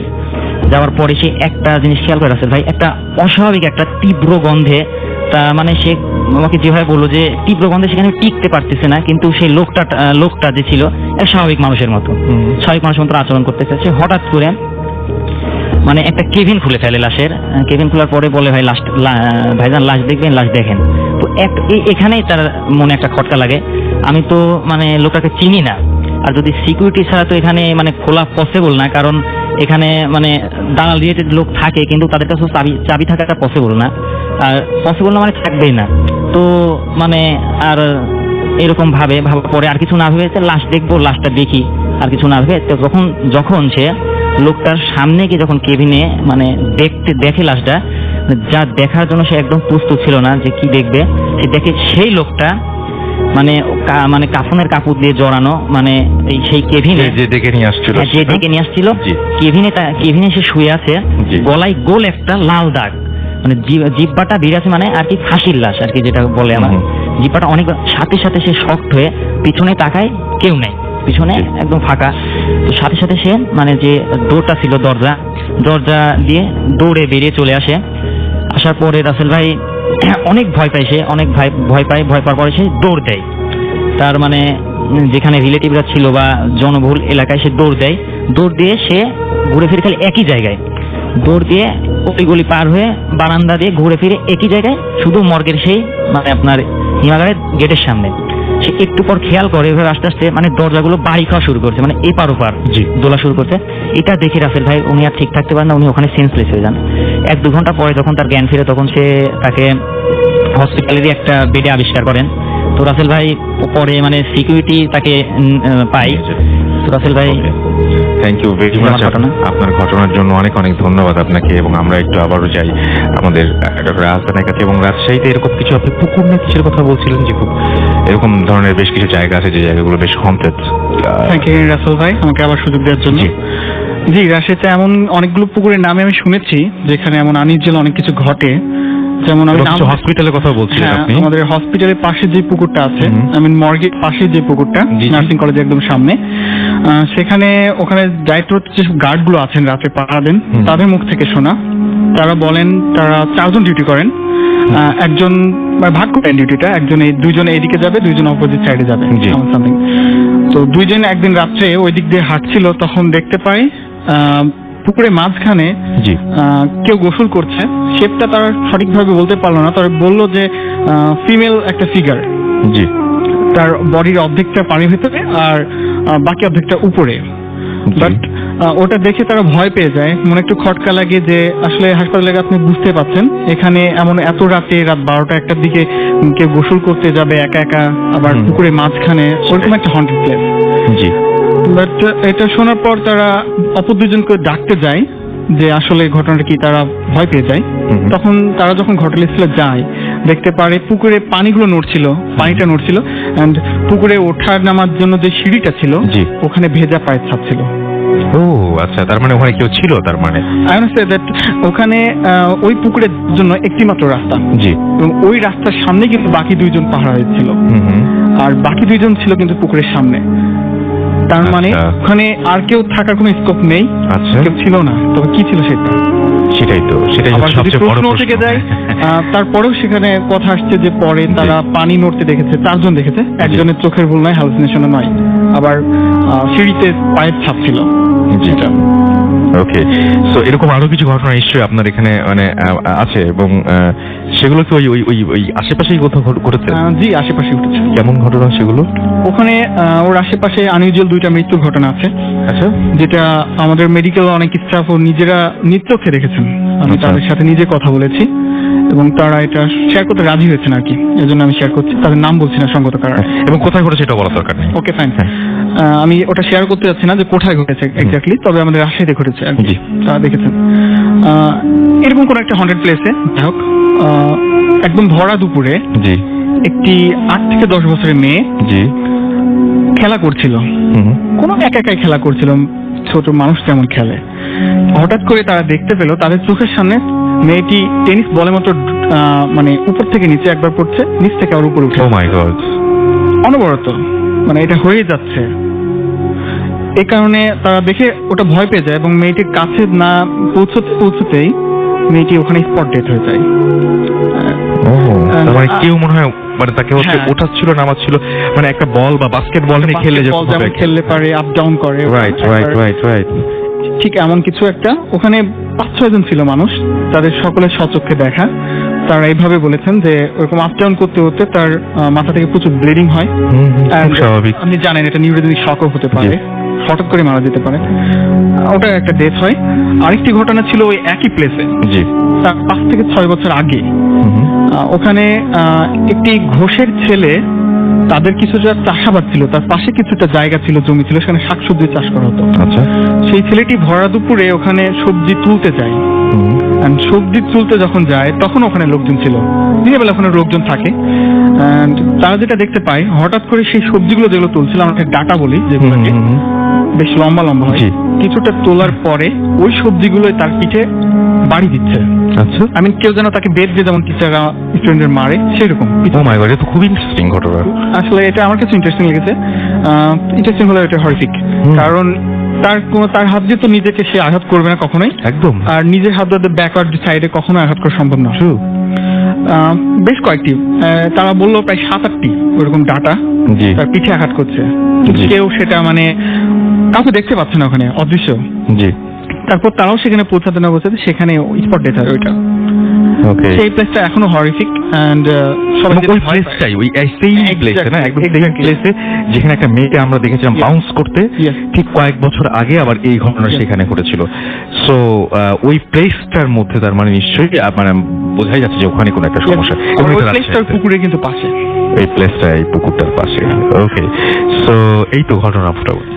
হ্যাঁ রাসেল ভাই, এটা আমার ঘটনা। ওকে, থ্যাংক ইউ সো মাচ। আমরা আমাদের পরবর্তী অতিথির কাছে যাব, তবে তার আগে একটু আপনাদেরকে জানিয়ে দিই যে আমাদের এই যে ফ্যান ক্লাব হচ্ছে, এই ফ্যান ক্লাবে আমরা কি করবো, আমরা চাইবো যে সমস্ত বাংলাদেশে আমাদের যে হরর ফ্যান ক্লাব এবং হরর ক্লাবগুলো হবে, ভূত এফএম হরর ক্লাব, সেখানে আপনারা নিয়মিত যাওয়া আসা করতে পারবেন। আপনাদের কাছে যে সমস্ত অথেন্টিক ঘটনা রয়েছে সেই ঘটনাগুলো যেমন আমাদের কাছে শেয়ার করবেন এবং সেই সাথে ক্লাবের সাথে জড়িত থাকতে পারবেন। আমরা অনেক কিছু চিন্তা ভাবনা করছি, আসলে একে একে জানাবো, এবং আমরা আশা করছি যে রাজশাহী থেকে যে শুরু হলো, রাজশাহী হরর ক্লাব রাজশাহী, ভূত এফএম হরর ক্লাব রাজশাহী, সেখান থেকে যাত্রা শুরু হলো এবং আমরা একে একে বিভিন্ন জায়গায় এরকম ক্লাব ওপেন করে যাব।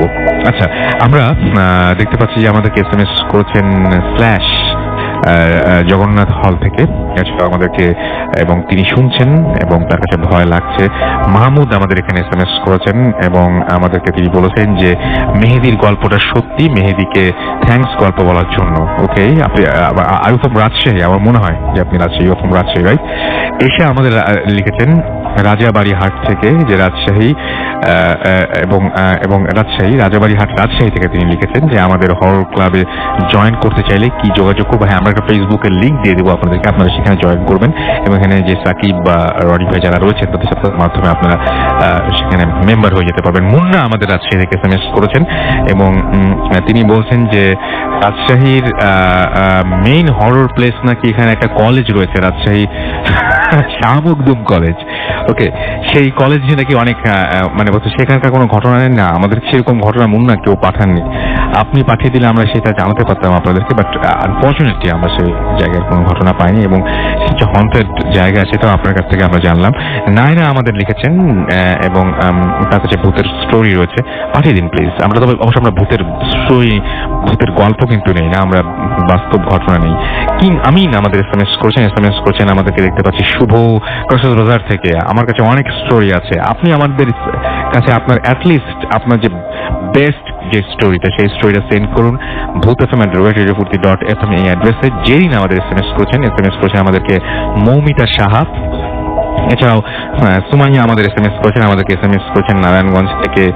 এছাড়া আমাদেরকে আরো SMS করেছেন দেখতে পাচ্ছি শাহিন মঞ্জু রাজশাহী থেকে। ইমরান ফুড গল্পটি রিয়েলি ইন্টারেস্টিং তিনি লিখেছেন এবং থ্যাঙ্কস টু রাসেল ভাই। নো, আমাকে থ্যাঙ্কস দেওয়ার কিছু নেই, ফোর্থ স্টোরিটা সম্ভবত আমাদেরকে এখন ডক্টর হাসান শোনাচ্ছিলাম, রাইট? আমাদেরকে এছাড়াও দেখতে পাচ্ছি আরো অনেকেই। সুপ্ত ময়মনসিং থেকে SMS করেছেন, ময়মনসিং এ আমরা যাবো, বাট আগে কক্সবাজার আমরা চলে যাবো ঘটনায়। আপনার নামটা একটু প্লিজ বলবেন, কোথা থেকে এসেছেন, তারপর আমরা কথা শুরু করবো। ডিয়ার লিসেনার্স, আমি নাদিম ফ্রম রাজশাহী। তো আমি সরাসরি ঘটনায় চলে যাচ্ছি। প্লিজ শুনি আপনার ঘটনা। তখন আমি ক্লাস 7-এ পড়ি, 2007। তো সেদিন ছিল 1 সেপ্টেম্বর, আমার বড় আপুর বার্থডে। তো আপু সেই দিন হচ্ছে যখন ঘটনাটা শুরু হয় তখন আমি আর আম্মু বাসায় ছিলাম না, আপু ছাদে যায় এই সময় টাইম পাস করছিল, আর আপু বাসায় ছিল। তো সে যখন ছাদে যাওয়ার পরে দাঁড়িয়ে আছে, তো তার কানের কাছে, আপুর কানের কাছে কে জানি এসে বলে, সোনামুখী, আস্তে করে বলে। আচ্ছা। তারপরে সে মানে মনে করে যে নিশ্চয়ই কেউ চিল্লাই বলছে, ওই জন্য আস্তে করে কানের কাছে এসে বাজছে। তারপরে সে পরপর আর 2 বার শুনতে পাই যে তার কানের কাছে এসে স্পষ্ট শুনছে তাকে পরপর 2 বার শোনা মুখে আবার বলছে। তো সে দৌড়ে নিচে চলে যায় আব্বুর কাছে। তো আব্বুর কাছে যাওয়ার পরপরই সে একটা জিনিস খেয়াল করে যে তার 2 হাত ভরা চুড়ি। তো সে কিন্তু চুড়ি পরেছিল না, তার হাতে চুড়ি আসলো কি করে? তো সে একটু অবাক হয়। তারপরে সাথে সাথেই বাসার মেন গেটে কর্নার আওয়াজ। তো আব্বু আর আপু দরজার কাছে যায়, দরজাটা খুলতেই দেখে একটা বড় আকারে একটা কুকুর দাঁড়িয়ে আছে। তো আব্বু বলে দেখি এখানে কুকুর আসলে কি করে? তো কুকুরটাকে তাড়িয়ে দেওয়ার জন্য সিঁড়ি দিয়ে তাকে তাড়িয়ে দেয়। তো কুকুরটা নিচে নেমে চলে যায়। তো কুকুরটা অনেক আগে চলে যায়। আব্বু নিচে যে দেখে যে নিচের মেন গেটটাও বন্ধ, তাহলে কুকুরটা আসলো কি করে আর গেলই বা কোথায়? নিচে দেখা যায়নি আর। তারপর মেন গেটটা খুলতেই দেখে যে দরজার বাহিরে একটা চশমা পড়ে আছে। চশমাটা পরিচিত লাগছিল অনেক। তো চশমাটা কাছে দেখে যে আব্বু যে চশমাটা সবসময় ইউজ করে ওই চশমাটাই বাইরে পড়ে আছে। কিন্তু কিছুক্ষণ আগে পর্যন্ত তার চোখেই ছিল কিন্তু চশমাটা, কিন্তু কিভাবে বাইরে গেল তিনি বুঝতে পারেনি। এই সময় আমি আর আম্মু বাসা ব্যাক করি। বাসা ব্যাক করার পরে আম্মু জিজ্ঞেস করে কি বাবা সবাই নিচে কেন? তারপরে আব্বু বলে যে কিছু না, উপরে আসো। তো উপরে যে সবাই শুনলাম। তো সেই দিনের মতো আর কোনো সমস্যা হয়নি। পরের দিনে আবার ওই সন্ধ্যার দিকেই আব্বু বাসায় ছিল না, আমি আম্মু আর আব্বু বাসায় ছিলাম। তো ওই সময় দেখি যে আমার রুমের লাইট অন অফ হওয়া শুরু হয়েছে। আমার রুমের লাইটটা অন অফ হচ্ছিল, সুইচে শব্দ শোনা যাচ্ছিল। তো রুমে কেউ তো ছিল না, কিন্তু কে অন অফ করছিল।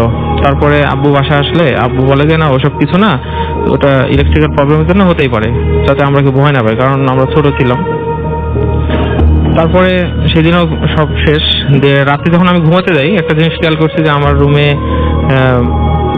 আঁচড় কাটছিল, দেয়ালে কে জানি আঁচড় কাটছিল। আবার দেখছি যে সুইচ বোর্ডে যে লাল আলোটা থাকে ওটাকে যেন আঙ্গুল দিয়ে চেপে চেপে ধরছিল। তো আমি দেখে লাইট অন করে দেখি যে কেউ নাই। তো সেই দিন আর কোনো কিছু হয়নি, আমি ঘুমাই যাই। তারপরে বাসায় আর কোনো সমস্যা হয়নি সেরকম। তার কিছুদিন পরে আমি দেখছি যে আমি একটা জিনিস খেয়াল করছি আমার রুমে থেকেই। এই জিনিসটা আমি পরপর কয়েকদিন একই জিনিস খেয়াল করছি যে কে যেন একটা মানুষ, তার পুরো চেহারা দেখা যায় না, তার বডির কোনো অংশই দেখা যায় না, তার মাথাটাও ঢাকা। দেখছি যে একটা মানুষ আমার দরজার সামনে দাঁড়িয়ে থাকে। তো আমি যখন তাকে দেখার জন্য দৌড়ে যাই সে ভ্যানিশ হয়ে যায়। আর একটা জিনিসই দেখছি যে যখন ভ্যানিশ হয় তখনই দেখছি যে জানালা দিয়ে একটা বিড়াল চলে যায়। বিভিন্ন দিন বিভিন্ন কালারের বিড়াল দেখছি আমি। এই জিনিসটা বেশ কয়েকদিন দেখছি। তো আমি একদিন চুপ করে কবিরাজের কাছে যাই। কবিরাজের কাছে যেয়ে আমি বিষয়গুলো জানাই। তো কবিরাজ বলে যে তোমার বাসায় অনেক প্রবলেম আছে, তোমার বাসায় যে আছে ও ইন্ডিয়া থেকে আসছে, তোমার আব্বুর সাথে খোঁজ নিয়ে দেখো। আর আমাদের বাসায় নাকি মানে ইন্ডিয়ান অনেক জিনিসপত্র দিয়েছে, যেমন হচ্ছে সাবান কেস, তারপরে হচ্ছে পাউডার কেস, তারপরে ইন্ডিয়ান হচ্ছে যে আগের যুগে যে বালাগুলো ইউজ করতো রাজরানীরা, এরকম টাইপের কিছু জিনিস দিয়েছে। তো আমি বাসায় এসে আম্মুকে জিজ্ঞেস করি আম্মু এরকম কিছু হয়েছে নাকি? তো হ্যাঁ এরকম তো কিছু হয়েছে, তুমি জানলা কি করে? তখন আমি বললাম যে আমি কবিরাজের কাছে গেছিলাম, আমাকে কিছু বলো না, কারণ আমি বললে তোমরা হয়তো যেতে দিতে না। আমি চুপ করে গেছিলাম, ওই আমাকে বলছে। তখন তারপরে আমাকে দেখাই। আমি আসার আগে আপুকে জিজ্ঞেস করলাম যে ওগুলো আছে কিনা আমাদের বাসায়। তারপর বললো হ্যাঁ এখনো আছে। তারপরে এইভাবে তো হয়। আর একটা ব্যাপার কি যে আপুর কাছে চিঠি লিখতো। আর মেন ব্যাপার কি ভাইয়া যে ওই দিনটা আপুকে পছন্দ করতো। হ্যাঁ সেই জন্যই এত কিছু করতো। Thank you very much. এবং আপনার এখন কি সব ঠিক আছে? এখন হচ্ছে বাসায় অনেক ধরনের প্রবলেম হতো, ও অনেকবার দেখাও দিয়েছে। একবার এসেছিল আব্বুর রূপ ধরে। তো আম্মু যখন বুঝতে পারে, তো আম্মু দোয়া পড়ার পরে রূপ ধরে আসে। হ্যাঁ রূপ ধরে আসে। আম্মু যখন একবার বুঝতে পারছিল, সেদিন আব্বু আবার বাসায় ছিল না, মানে অনেক রাত হয়ে আসতে আসতে। তো আম্মু যখন দোয়া পড়া শুরু করলো, তো আম্মু নিজে স্পষ্ট দেখছে যে ওই মানে বিছানা থেকে হচ্ছে মানে বিছানার পাশে বসেছিল। আম্মু যখন দোয়া পড়া শুরু করে তখন বিছানা থেকে লাফ দিয়ে ওই হচ্ছে মেঝের ঠিক 1 হাত উপরে সাঁতার কাটে না যেভাবে পানিতে মানুষ, ওইভাবে সাঁতার কাটতে কাটতে রুম থেকে অনেক মানে ভয়ানক একটা আওয়াজ করতে করতে রুম থেকে বের হয়ে চলে যায়। এটা ছিল। অনেক ধন্যবাদ আপনাকে আপনার ঘটনার জন্য।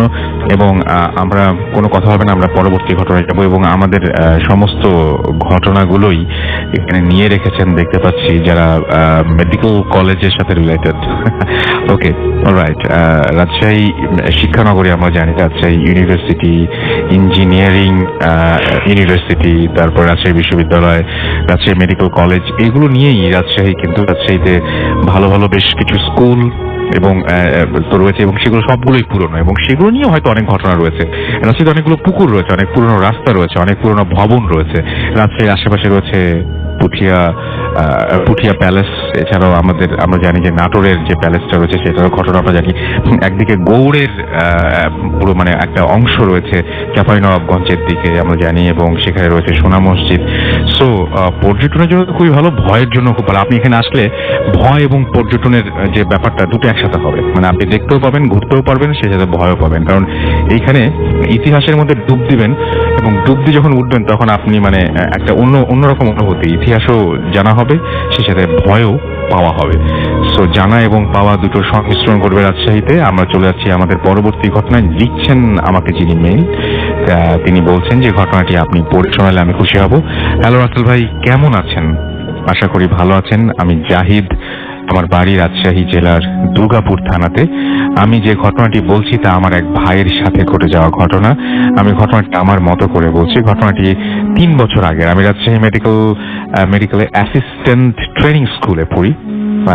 পড়াশোনার শেষ বছরে আমাদেরকে বিভিন্ন হাসপাতালে পাঠানো হয় ইন্টার্নি করার জন্য।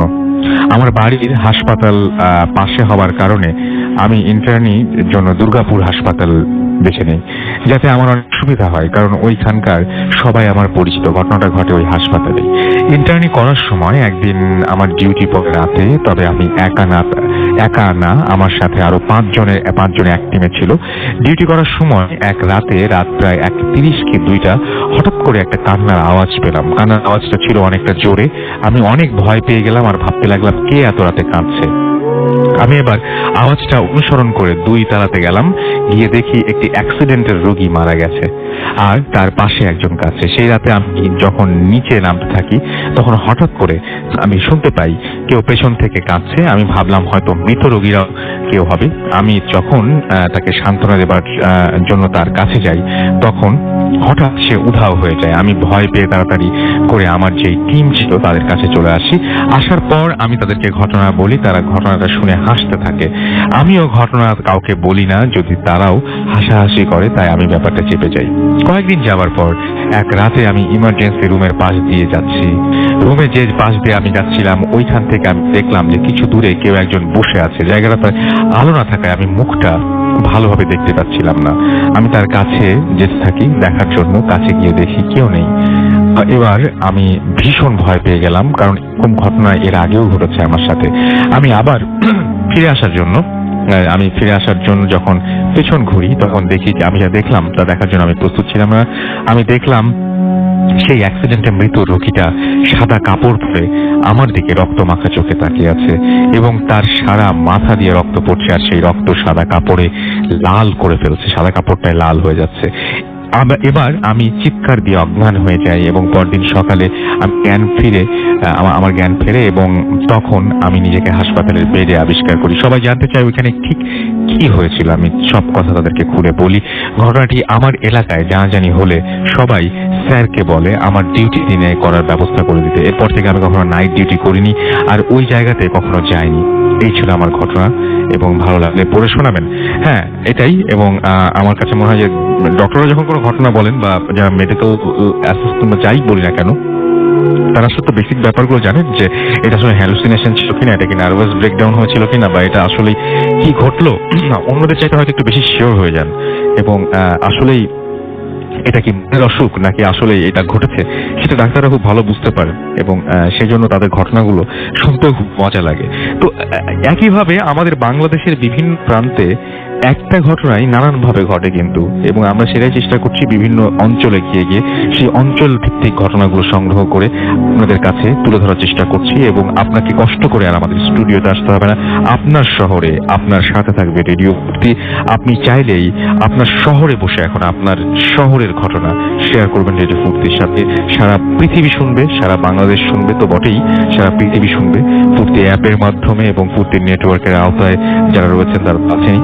এবং আশা করছি যে আমরা কক্সবাজারও আপনাদের সারা পাবো। আমরা ছোট্ট একটা বিরতি যাবো, এবং বিরতি যাওয়ার আগে আপনাদের কাছে SMS চাইবো। আমাদের SMS করতে হলে মোবাইলের মেসেজ আপনাকে টাইপ করুন ফুর্তি ফুর্তি স্পেস দিয়ে লিখুন আপনার নাম, স্পেস দিয়ে আপনার মেসেজ পাঠিয়ে দেন 9840 নাম্বারে।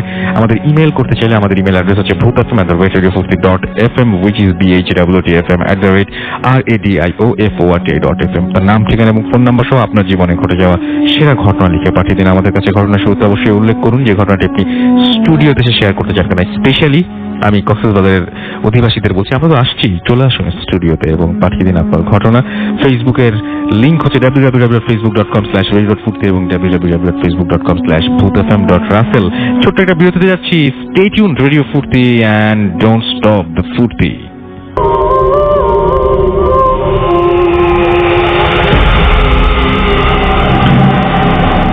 Welcome back. শুনছেন সবসময় রেডিও ফুর্তির 8.2 FM। আমি রাসেল আছি, সাথে আমার সাথে রয়েছে মাসুম এবং আজকের অতিথিরা। আপনাদের সবাইকে আরো একবার স্বাগত জানাচ্ছি ভূত FM এ, এবং বছরের প্রথম ভূত FM আমরা করছি রাজশাহী থেকে, আপনারা সবাই জানেন। এবং আপনাদের রাজশাহীবাসীকে প্রথমত জানাচ্ছি অনেক ধন্যবাদ। আপনারা এই একটা সপ্তাহ জুড়ে অসংখ্য ঘটনা পাঠিয়েছেন এবং এখনো পর্যন্ত আমাদের সঙ্গে রয়েছেন, এবং পুরো দেশবাসীকে বলছি যে আপনাদেরকে অনেক ধন্যবাদ। রাজশাহীর ঘটনা কেমন লাগছে সেটা আমাদেরকে জানিয়ে SMS করতে পারেন। রাজশাহীর ঘটনা কেমন লাগছে সেটা জানিয়ে আমাদেরকে ফেসবুকে আপনারা লিখতে পারেন, এবং সেটার জন্য আপনার যেটা করতে হবে, মোবাইলের মেসেজ অপশনে টাইপ করতে হবে ফুর্তি, FORTI ফুর্তি, স্পেস দিয়ে লিখতে হবে আপনার নাম, স্পেস দিয়ে আপনার মেসেজ পাঠিয়ে হবে 9840 নাম্বার। যদি আমাদের ফেসবুকে যেতে চান www.facebook.com/radio.furti এবং www.facebook.com/bhutfm.russell, এই দুটো অ্যাড্রেসে গিয়ে আপনারা আমাদের জানিয়ে দিতে পারেন রাজশাহীবাসী যে কষ্টটা করছেন এবং যত আনন্দ দিচ্ছেন আপনাদেরকে, তারাও অনেক খুশি হবেন আপনাদের SMS পেলে বা আপনাদের কাছ থেকে কোনো কিছু শুনতে পেলে।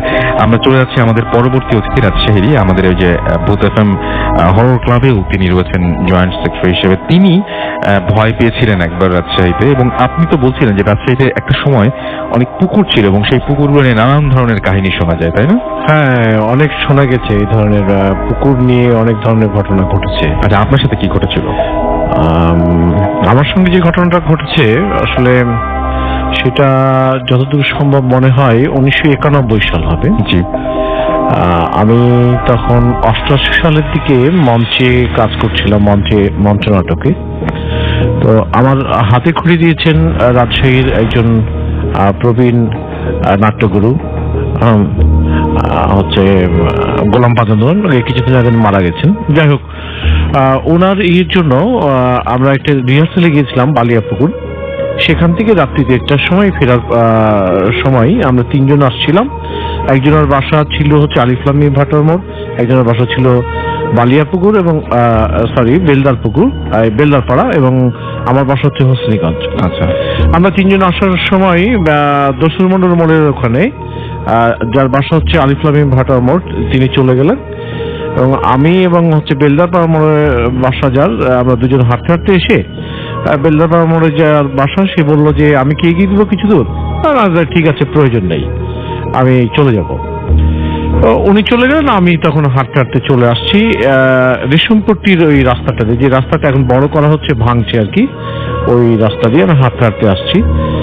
হাঁটতে হাঁটতে আস্তে আস্তে কিছু দূর আসার পরে হঠাৎ করেই আমার কাছে মনে হলো কি যেন আমার সামনের দিকে এগিয়ে আসছে, এবং আমি এগিয়ে আসার ইয়েটা দেখে আমি হঠাৎ তাকিয়ে দেখলাম আকস্মিকভাবেই যে একটা সাদা কি যেন আমার দিকে এগিয়ে আসছে।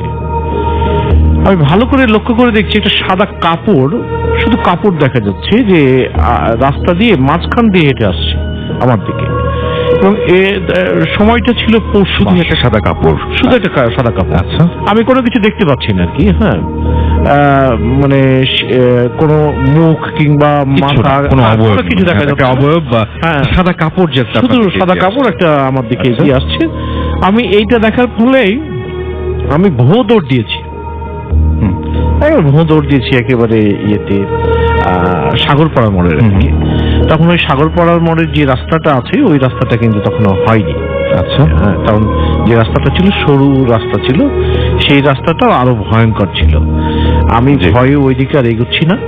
আমি এই সাগরপাড়া মোড়ে এসে কোনো ব্যক্তিকে পাই কিনা সে বিষয়টা দেখার জন্য ওখানে দাঁড়ালাম, যে হেল্প নেব, যে এরকম রাস্তায় এরকম ঘটনা ঘটেছে, আমাকে একটু হেল্প করুন, আমি অন্ততপক্ষে রানীবাজার পর্যন্ত আমাকে একটু এগিয়ে দেওয়ার জন্য। কিন্তু এরকম কোনো ব্যক্তিকে পাওয়া গেল না, কারণ পৌষ মাসের শীত ছিল একদম, এবং রাত্রি প্রায় 2টা বাজে। একেবারে খা কোনো ইয়ে পাওয়া যাচ্ছে না রাস্তায়, লোককে পাওয়া যাচ্ছে না। আমি কিছুক্ষণ অপেক্ষা করার পর আমি আবার হেঁটে আসলাম ওই মানে রেশমপট্টির রাস্তাতে। রেশমপট্টির রাস্তাতে এসে আমি দেখছি ঠিক যেইখানে ওই কাপড়টি আমার দিকে হেঁটে আসছিল যেখান থেকে, ওইখানেই আবার দাঁড়িয়ে আছে মাঝখানে। এবং মডেল স্কুলের ওইখানে আমি যখন এসেছি তখন হচ্ছে আমি 2 ধাপ এগোচ্ছি, তো ওই সাদা কাপড়টিও আমার দিকে 2 ধাপ করে এগিয়ে যাচ্ছে। আচ্ছা, আমি রীতিমতো ঘেমে গিয়েছি, শীতের মধ্যে আমি ঘেমে গেছি এবং আমার নাভিশ্বাস অবস্থা যখন সে আমার দিকে এগোতে মানে শুরু করেছে, তখন আমি আবারও দৌড় দিয়েছি সাগরপাড়ার ওইদিকে। এবং সেইখানে বটতলার মোড়ে দাঁড়িয়ে থেকে আমি চেষ্টা করছি কোনো লোককে পাওয়া যায় কিনা, কিংবা কোনো নাইট গার্ডকে পাওয়া যায় কিনা, কিন্তু কাউকে পাওয়া যাচ্ছে না।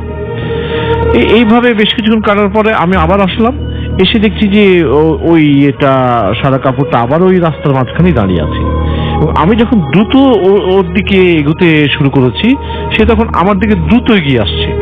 এবং দ্রুত যখন এগিয়ে আসছে, আমি তখন রেশমপট্টির যে গলিটা আছে, রেশমপট্টি মসজিদের গলি, ওই গলির মধ্যে ঢুকে পড়েছি।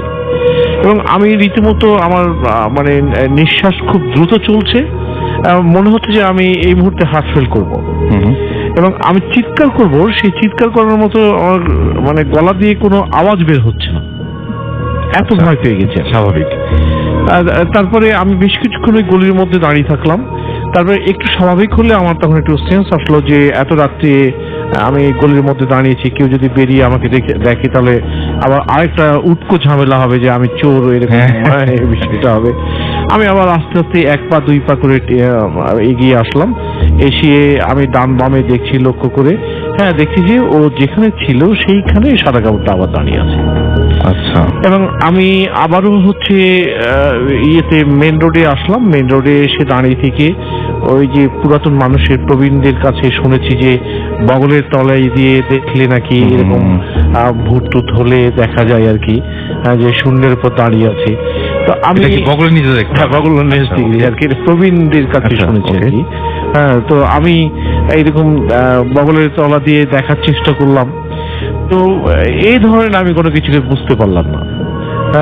হয়তো আমি অত্যন্ত ভীত হয়ে গেছিলাম, এই জন্যই হয়তো এরকম অবস্থা হয়েছিল। আমি ওই মুহূর্তে চিন্তা করলাম যে আমাকে তো বাসায় যেতে হবে, এবং ওইখান থেকে বের হওয়ার যে পথগুলো ওগুলো আরো ডেঞ্জারাস। এই জন্য আমি ওই পথ না যেয়ে এদিক দিয়ে যাওয়ার চেষ্টা করছি। আমার একটু সাহস ছিল অবশ্য, সেই সময়ে এই রাতের বেলা ঘুরে টুরে বেড়াতাম। যাই হোক, আমি তখন খুব দ্রুত ওর দিকে হাঁটা শুরু করি। না, ও তখন মুভ করেছে উল্টো দিকে, আমার দিক থেকে উল্টো দিকে। তখন আমি চিন্তা করেছি যে আমি দৌড়িয়ে পালিয়ে যাব, মানে ওর আগেই।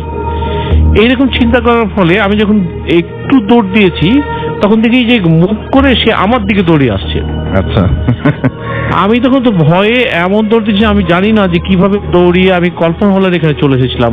আমি যে রাস্তাগুলো ভয় করছিলাম, সেই রাস্তা দিয়ে আমি দৌড়িয়ে কিন্তু কল্পনা হল, যেটা উৎসব সিনেমা হল পরে হয়েছে, এখন তো হলটা ভেঙে ফেলা হয়েছে, তো ওই রাস্তায় আমি এক দৌড়ে এসেছিলাম।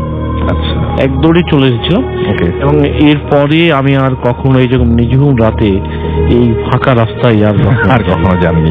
আমরা একটু রনি ভাইয়ের কাছে যাই এবং আমরা বলি যে আমার রানী যে রাজশাহীতে এক সময় অসংখ্য পুকুর ছিল। তো আমার কাছে মনে হয় যে এই পুকুরগুলো নাই, কিন্তু পুকুর নিয়ে তো অনেক কথা শোনা যায়। রাজশাহী অনেক শান্ত শহর, কিন্তু রাজশাহীতে ভয়টা আসলে কেন, মানে ভয়টা কি নিয়ে? ধন্যবাদ রাসেল আপনাকে। আপনি জানেন যে শুরুতে আপনি শুরুটা করেছিলেন এভাবে যে রাজশাহী বিভাগীয় শহর হলেও ঝলমলে আলোকপাতির পেছনে প্রত্যন্ত অঞ্চলে রয়েছে পোড়োবাড়ি, মজাপুকুর আর ছোট্টার জঙ্গল। যাই হোক, এখানে কিন্তু আসলে এখনো সেই ধরনের ঘটনাই ঘটে, যে কাহিনীগুলো সত্যি শুনলে সেটা আঁতকে উঠতে হয়। তো একটা ছোট্ট করে আমি একটা ঘটনা বলি। আমার এক ছোট ভাই সে গল্পটা আমাকে করছিল যে এলাকায় আর কি মজা পুকুর, মানে যে পুকুরগুলো সাধারণত ব্যবহার হয় না, এবং সেখানে কচুরিপানায় ভর্তি থাকে। তো সে বলছিল যে সেই পুকুরের আশেপাশে যারা জেলে আছে তারা মাছ ধরতো। তো প্রায় 2 জন ব্যক্তি আর কি মাছ ধরতেন। তো একজন একজনের জন্য অপেক্ষা করতেন। তো একজন ব্যক্তি মাছ ধরতে এসে দেখে তার সেই সঙ্গীটি নেই। তো ঘটনাটা এরকম যে কারণ কি, তো যাই হোক উনি বাড়ি ফিরে যান। কিছুক্ষণ পর তাকে ডাক দেয় তার বন্ধু, এবং ডাকার পরে 2 জন মিলে মাছ ধরতে যায়। এটা শহরের মধ্যেই ঘটনা? শহরের একটু বাইরে অঞ্চলে। তো সেখানে ঘটনাটা এরকম ঘটে যে চল আমরা আস্তে আস্তে পানির দিকে এগোই মাছ ধরার জন্য। তারা যাচ্ছিলেন, যেতে গিয়ে হঠাৎ করে যাকে ডেকে নিয়ে আসা হয়েছিল সে খেয়াল করে যে এ কি পানির তো কোনো শব্দ হচ্ছে না, আমি যাচ্ছি আমার পানির শব্দ হচ্ছে না, আমার সঙ্গে যে আছে তার কোনো পানির শব্দ হচ্ছে না। উনি রীতিমতো ভীত হয়ে পড়েন এবং ভীত হওয়ার পরপরই পেছনের সামনে না তাকে সোজা পানির থেকে ভৌ দৌড় দিয়ে উঠে আসে। এখন সেই ঘটনাটা সত্যি আতঙ্কিত হয়। মানে ওনার পানির মানে যে যিনি পাশে সাজা যাচ্ছিলেন তার পানির কোনো শব্দ কোনো হচ্ছিল না। শব্দ শুনতে পাননি সে। আচ্ছা। এবং এই ধরনের ঘটনা ঘটার ফলে একদম কিন্তু আমাদের এই প্রত্যন্ত অঞ্চলগুলোতে কোনো শিশু জন্মগ্রহণ করলে লক্ষ্য করা যায় যে তাকে মাদুলি বা তাবিজ তার কোমরে বেঁধে দেওয়া হয়, অথবা কোনো গাছগাছড়া থেকে গাছের শেকড়টা শেকড়টা কি জন্য দেওয়া হয়? আমরা মাদুলি বা তাবিজ বুঝলাম, শেকড়টা কি জন্য দেওয়া হয়? শেকড়টা দেওয়া হয় এরকম যে তাদের বিশ্বাস যে যে অশিরে যে আত্মা ভর করে থাকে বা দেখে থাকে সেটা তাদেরকে রক্ষা করবে, এরকম একটা তাদের মধ্যে জন্য। ওকে, অনেক ধন্যবাদ রনি ভাই আপনাকে, এবং আমরা আপনার সাথে আরো যোগাযোগ রাখবো এবং কথা হবে। আমরা এখন কিছু এসএমএস এ চলে যাব এবং আমরা দেখতে পাচ্ছি যে অসংখ্য এসএমএস আমাদের সাথে রয়েছেন। আমাদের সাথে রয়েছে কৃষ্ণ ময়মনসিং থেকে। কবে আসবেন ময়মনসিং এ? ডেফিনেটলি আমরা খুব তাড়াতাড়ি আসবো। আর তিকুর রহমান আমাদের সাথে রয়েছেন রাজশাহী থেকে। মাসুদ ভাই, বেস্ট স্টোরি, আপনাদের শুনছি, ভালো লাগছে। আমাদেরকে মিনহাজ লিখেছেন সিলেট থেকে, এবং আমাদেরকে দেখতে পাচ্ছি মিতা রাজশাহী থেকে লিখেছেন লাইট অফ করে শুনছি, একটু ভয় লাগছে। এবং আমাদেরকে দেখতে পাচ্ছি পি লিখেছেন হাজারীবাগ থেকে। এছাড়াও শিশি আমাদের রাজশাহী থেকে এসএমএস করেছেন, সবাইকে নিউ ইয়ারের শুভেচ্ছা জানিয়েছেন এবং নিউ ইয়ারের সুন্দর একটা গিফট দেওয়ার জন্য ধন্যবাদ জানিয়েছেন ফুর্তিকে। এছাড়াও শামীম আমাদের সাথে আজকে আমার সাথে রয়েছেন। পল্লব নারায়ণগঞ্জ থেকে, বর্ণ নেত্রকোনা থেকে আমাদের সাথে রয়েছেন। অনিক রাজশাহী থেকে রয়েছেন আই লাভ ভূত এফএম লিখেছেন। এছাড়াও ফয়সাল মুক্তা খুলনা থেকে আমাদের সাথে রয়েছেন। আসিফ আমাদের সাথে রয়েছেন। নূর মোহাম্মদ সিলেট থেকে আমাদের সাথে আছেন। কেয়া আমাদের সাথে রয়েছেন। আমাদের সাথে রয়েছেন শক্তি নেত্রকোনা থেকে আমাদের সাথে রয়েছেন তিনি, এবং আসিফ নেহালের আমি এসএমএসটি পড়েছি। সো নাহিদ এবং হাবিব আমাদের সাথে কুমিল্লা থেকে রয়েছেন। এবং আমি চলে যাব আমাদের পরবর্তী অতিথির কাছে। আপনার নামটা হচ্ছে রাইট, আপনার নাম হচ্ছে নাইম, রাইট? নাইম, আপনার ঘটনাটা আমরা ছোট করে শুনে আসি। হ্যালো লিসেনার্স, আমি নাহিয়ান রাজ নাইম, সাহিত্য একাডেমিক টিচার। জি, ঘটনা চলে যাই। ঘটনাটা 2008 সালের ঘটনা। তখন আমি ক্লাস 10-এ পড়ি। তো আমার নানা হঠাৎ করে অসুস্থ হয়ে যান। জি। তো নানা যখন অসুস্থ হয়ে যান তখন নানাকে দেখার জন্য আমি, আমার আম্মু, আমার খালামণি, আমরা সবাই নানার বাড়িতে চলে যাই। যাওয়ার পরে দেখি যে নানা অনেক অসুস্থ হয়ে গেছেন। তো নানা যখন অসুস্থ হয়ে যান তখন তাকে ডাক্তারের কাছে নিয়ে যাওয়া হয়। আর আরেকটা কথা বলে রেখেছে ভাই যে আমার যে নানিদের এলাকা এটা একটু গ্রাম এলাকা। তো ওই জায়গায় প্রথমে নানাকে গ্রাম্য ডাক্তারের কাছে নিয়ে যাওয়া হয়। সম্ভবত প্রথমে ভাবা হয়েছিল যে অনেক জ্বর বা এরকম কিছু। তো যখন ডাক্তারের কাছে নিয়ে যেতে হয়, ডাক্তার বেশ কিছু ওষুধ দেন। ওষুধ তারপরে বলে যে 2-3 দিন পরে দেখা করতে। এরই মধ্যে আরেকটা কথা যে আমার নানির বাড়ি ঠিক পাশের বাড়িতে, ওটাও আমার সম্পর্কের নানি হয়। ওই নানির কাছে 7টা জিন থাকে। তো ওই 7টা জিন আবার আমাদের সবাইকেই অনেক ভালোবাসতো। এর কারণ হচ্ছে এটাই যে ওই নানি আবার কবিরাজি করতেন, আর তার জিনের কাছে যে কোনো রোগী আসলে তিনি আমার নানিদের আবার একটা বড় ঘর ছিল, ওই ঘরটা তারা ব্যবহার করতেন, যার কারণে আমাদের সবাইকেই মানে সবকিছুতেই আর কি আগে থেকেই দেখতেন। তো এরই মধ্যে আমার ওই নানি এসে আমার নানিকে বলল যে এর যে এটা হয়েছে এটা আসলে কোনো না, এটা আমরাই হচ্ছে ভালো করবো। আমার নানি বললো যে কি হয়েছে? বলছে এটা কোন একটা বাতাস লাগছে বা এরকম কিছু, মানে চিন্তার ভাষায় আর কি যেটা বলে। তো যাই হোক, পরে নানি আমার আম্মু তখন বললো যে না, এটা বাতাস লাগে কিছু না, এটা হচ্ছে মানে আমার নানার কথা বললো যে আব্বার হচ্ছে অনেক জ্বর হয়েছে, একটা ডাক্তার দিয়ে ভালো করতে হবে।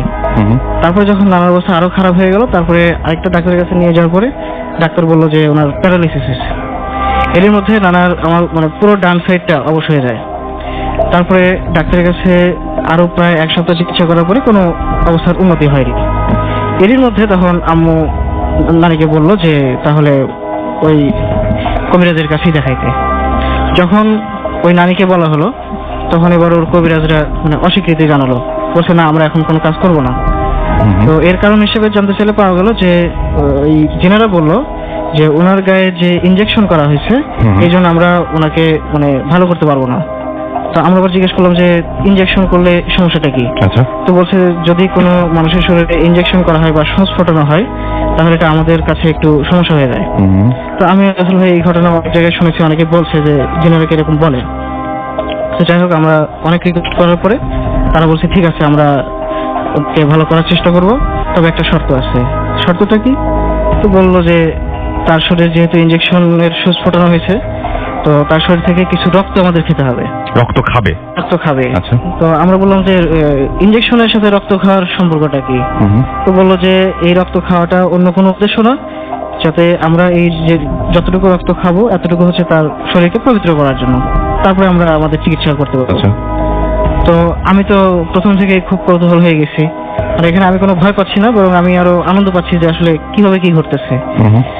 আর একটা জিন আমার নানির শরীরে ভর করে নানি কথা বলতেছে, কিন্তু মানে নানির কোনো ওই জায়গায় হুঁশ নাই, যা কথা বলছে সবাই জিন কথা বলছে। জি।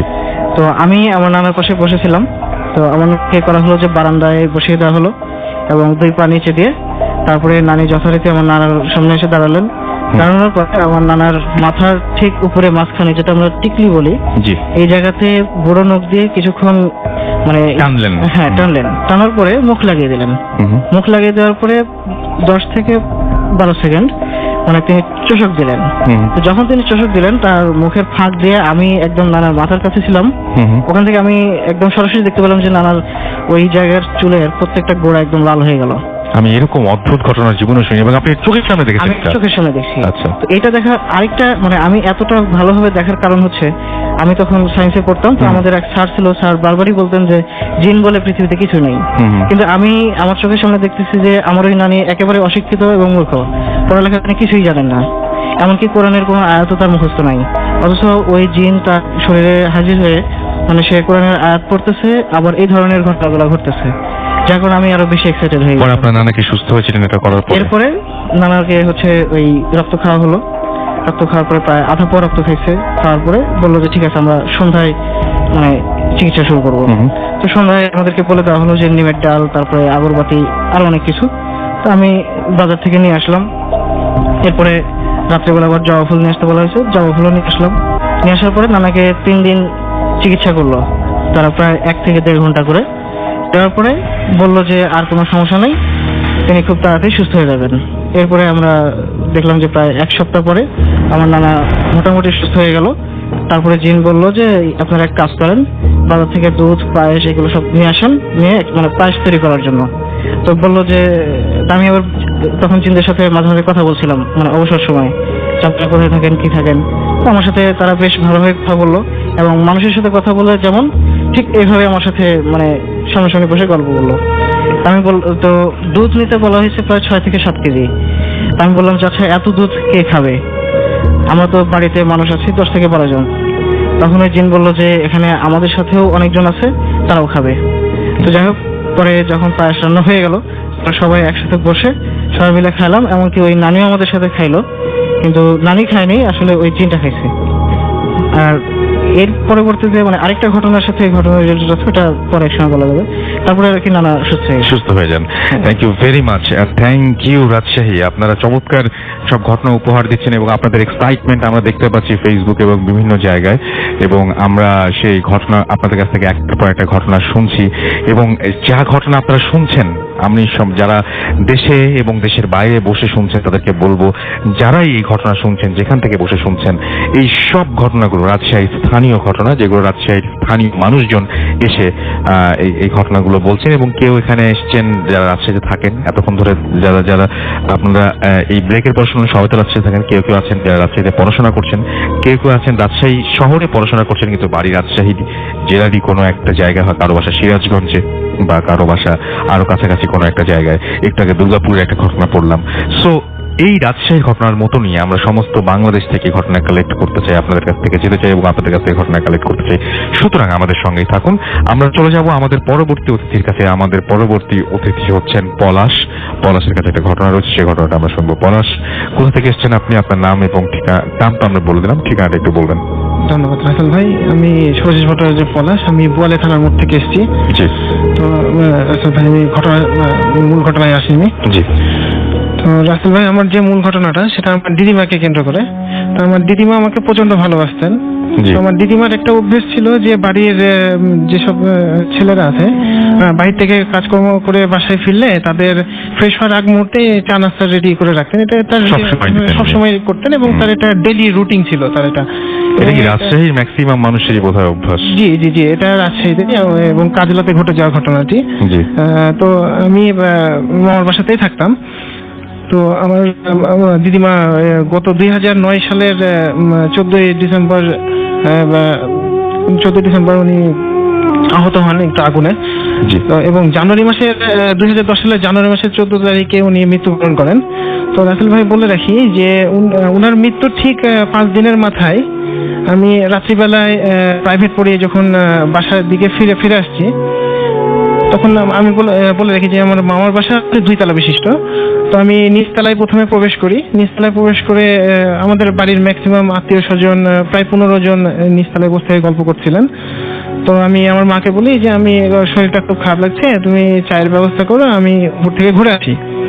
তো আমি নিচের দরজাটা বন্ধ করে দিয়ে 2 তলার দিকে আমি রওনা দিই। তো 2 তলায় 2টা দরজা পার করে হচ্ছে ঘরের মধ্যে প্রবেশ করতে হয়। তো প্রথম দরজাটি আছে টিনের দরজা। তো আমি দরজাটি প্রবেশ করে, রাসেল ভাই সেদিন প্রচুর ঠান্ডা ছিল কিন্তু কোনো কুয়াশা ছিল না কিন্তু। তো আমি প্রথম দরজাটি ওপেন করে পরের যে দরজাটা আছে সেটাতে নক করি এবং 2 তলায় অবস্থান করছিল আমার মেজো মামি এবং আর এক দিদিমা আমার অবস্থান করছিলেন। তো আমি নক করে যথারীতি আমি ঘরের মধ্যে প্রবেশ করি। প্রবেশ করার পরে আমি টয়লেট সেরে, টয়লেটের পাশে একটা বেসিন আছে, সেই বেসিনে আমি মুখ ওয়াশ করার জন্য আমি প্রস্তুতি নিই। তো রাসেল ভাই বলে দেখি বেসিনের পাশে কিন্তু দরজাটা 2 তলার ওঠার দরজাটা 2 তলার দরজাটা সেদিন বন্ধ ছিল কারণ প্রচন্ড ঠান্ডা থাকার কারণে। তো আমি মুখ ধুচ্ছি, এরকম সময় দরজাতে প্রচন্ড জোরে একটা আঘাত আসে। জি। তো এত জোরে একটা আঘাত আসে যে দরজাটা নড়ে ওঠে। তো আমি দরজাটি নড়ে ওঠে এবং দরজার নিচে যে ফাঁকটা থাকে সেখানে একটু আলোর পরিমাণ দেখি, কিন্তু সেখানে কিন্তু ছাদে কোনো সময়ের জন্য আমাদের লাইটের ব্যবস্থা ছিল না ওখানে। তো আমি জাস্ট একটা নক করি যে আমি ভেবেছি হয়তো বা কেউ টর্চ নিয়ে ওখানে দাঁড়িয়ে আছে, আমাদেরই কেউ। তো আমি একটা ডাক বলি যে দাঁড়াও, আমি আসছি, খুব দ্রুতই আসছি। আমি খুলতে আমার বেশি সময় লাগেনি, যেহেতু আমার বেসিনের পাশের দরজা ছিল, 2 হাত দূরে দরজা ছিল। দ্রুত দরজা খুলে রাসেল ভাই আমি পুরোপুরি শক যে সেই মুহূর্তে আমি কাউকে দেখতে পাইনি সেখানে। তো আমি যেহেতু দরজাটা খুলে ছোট্ট একটু ছাদ ছিল, আমি দ্রুত আমি ডানে বামে সব দেখি এবং সিঁড়ির যে রাস্তাটা আছে সেটাও দেখি যে এত দ্রুত কেউ যদি এসে দরজা ঝাঁকানোর পরে নক করার পরে এত দ্রুত কেউ চলে যাবে, এত মানে মানুষের এরকম ক্ষমতা নেই।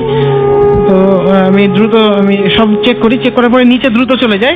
নিচে দ্রুত গিয়ে নিচের যে দরজাগুলো আছে দরজাটা ওপেন করে আমি সবাইকে বলি যে কেউ উপরে যে দরজা নক করেছিল কিনা। তো আমাকে সবাই বলে যে না, কেউ দরজা নক করেনি। তো আমি বলি যে দরজা নক করেনি, তাহলে উপরে যে কে আসলে দরজাটা নক করলো। তো আমার দাদু বুঝতে পারে বিষয়টা, উনি আমাকে সাথে সাথে ছাদের উপর নিয়ে যায় বলে যে তুই কোথায় কি দেখেছিস। তাই বললাম যে দাদু এই ঘটনা এইভাবে দেখেছি। তো এরকম দরজা নক করছিল আর নিচে আমি একটা আলোর পরিমাণ দেখতে পাই। তো রাসেল ভাই সেদিন কিন্তু কোনো ধরনের কুয়াশা ছিল না, কোনো ধরনের কুয়াশা ছিল না, কিন্তু সেই মুহূর্তে আমি যখন দরজাটি খুলি তখন সেই মুহূর্তে কিন্তু সেখানে অন্ধকার আচ্ছন্ন ছিল এবং ধোঁয়াটে ভাব ছিল। তারপরে আপনি বলছেন যে ওখানে আপনার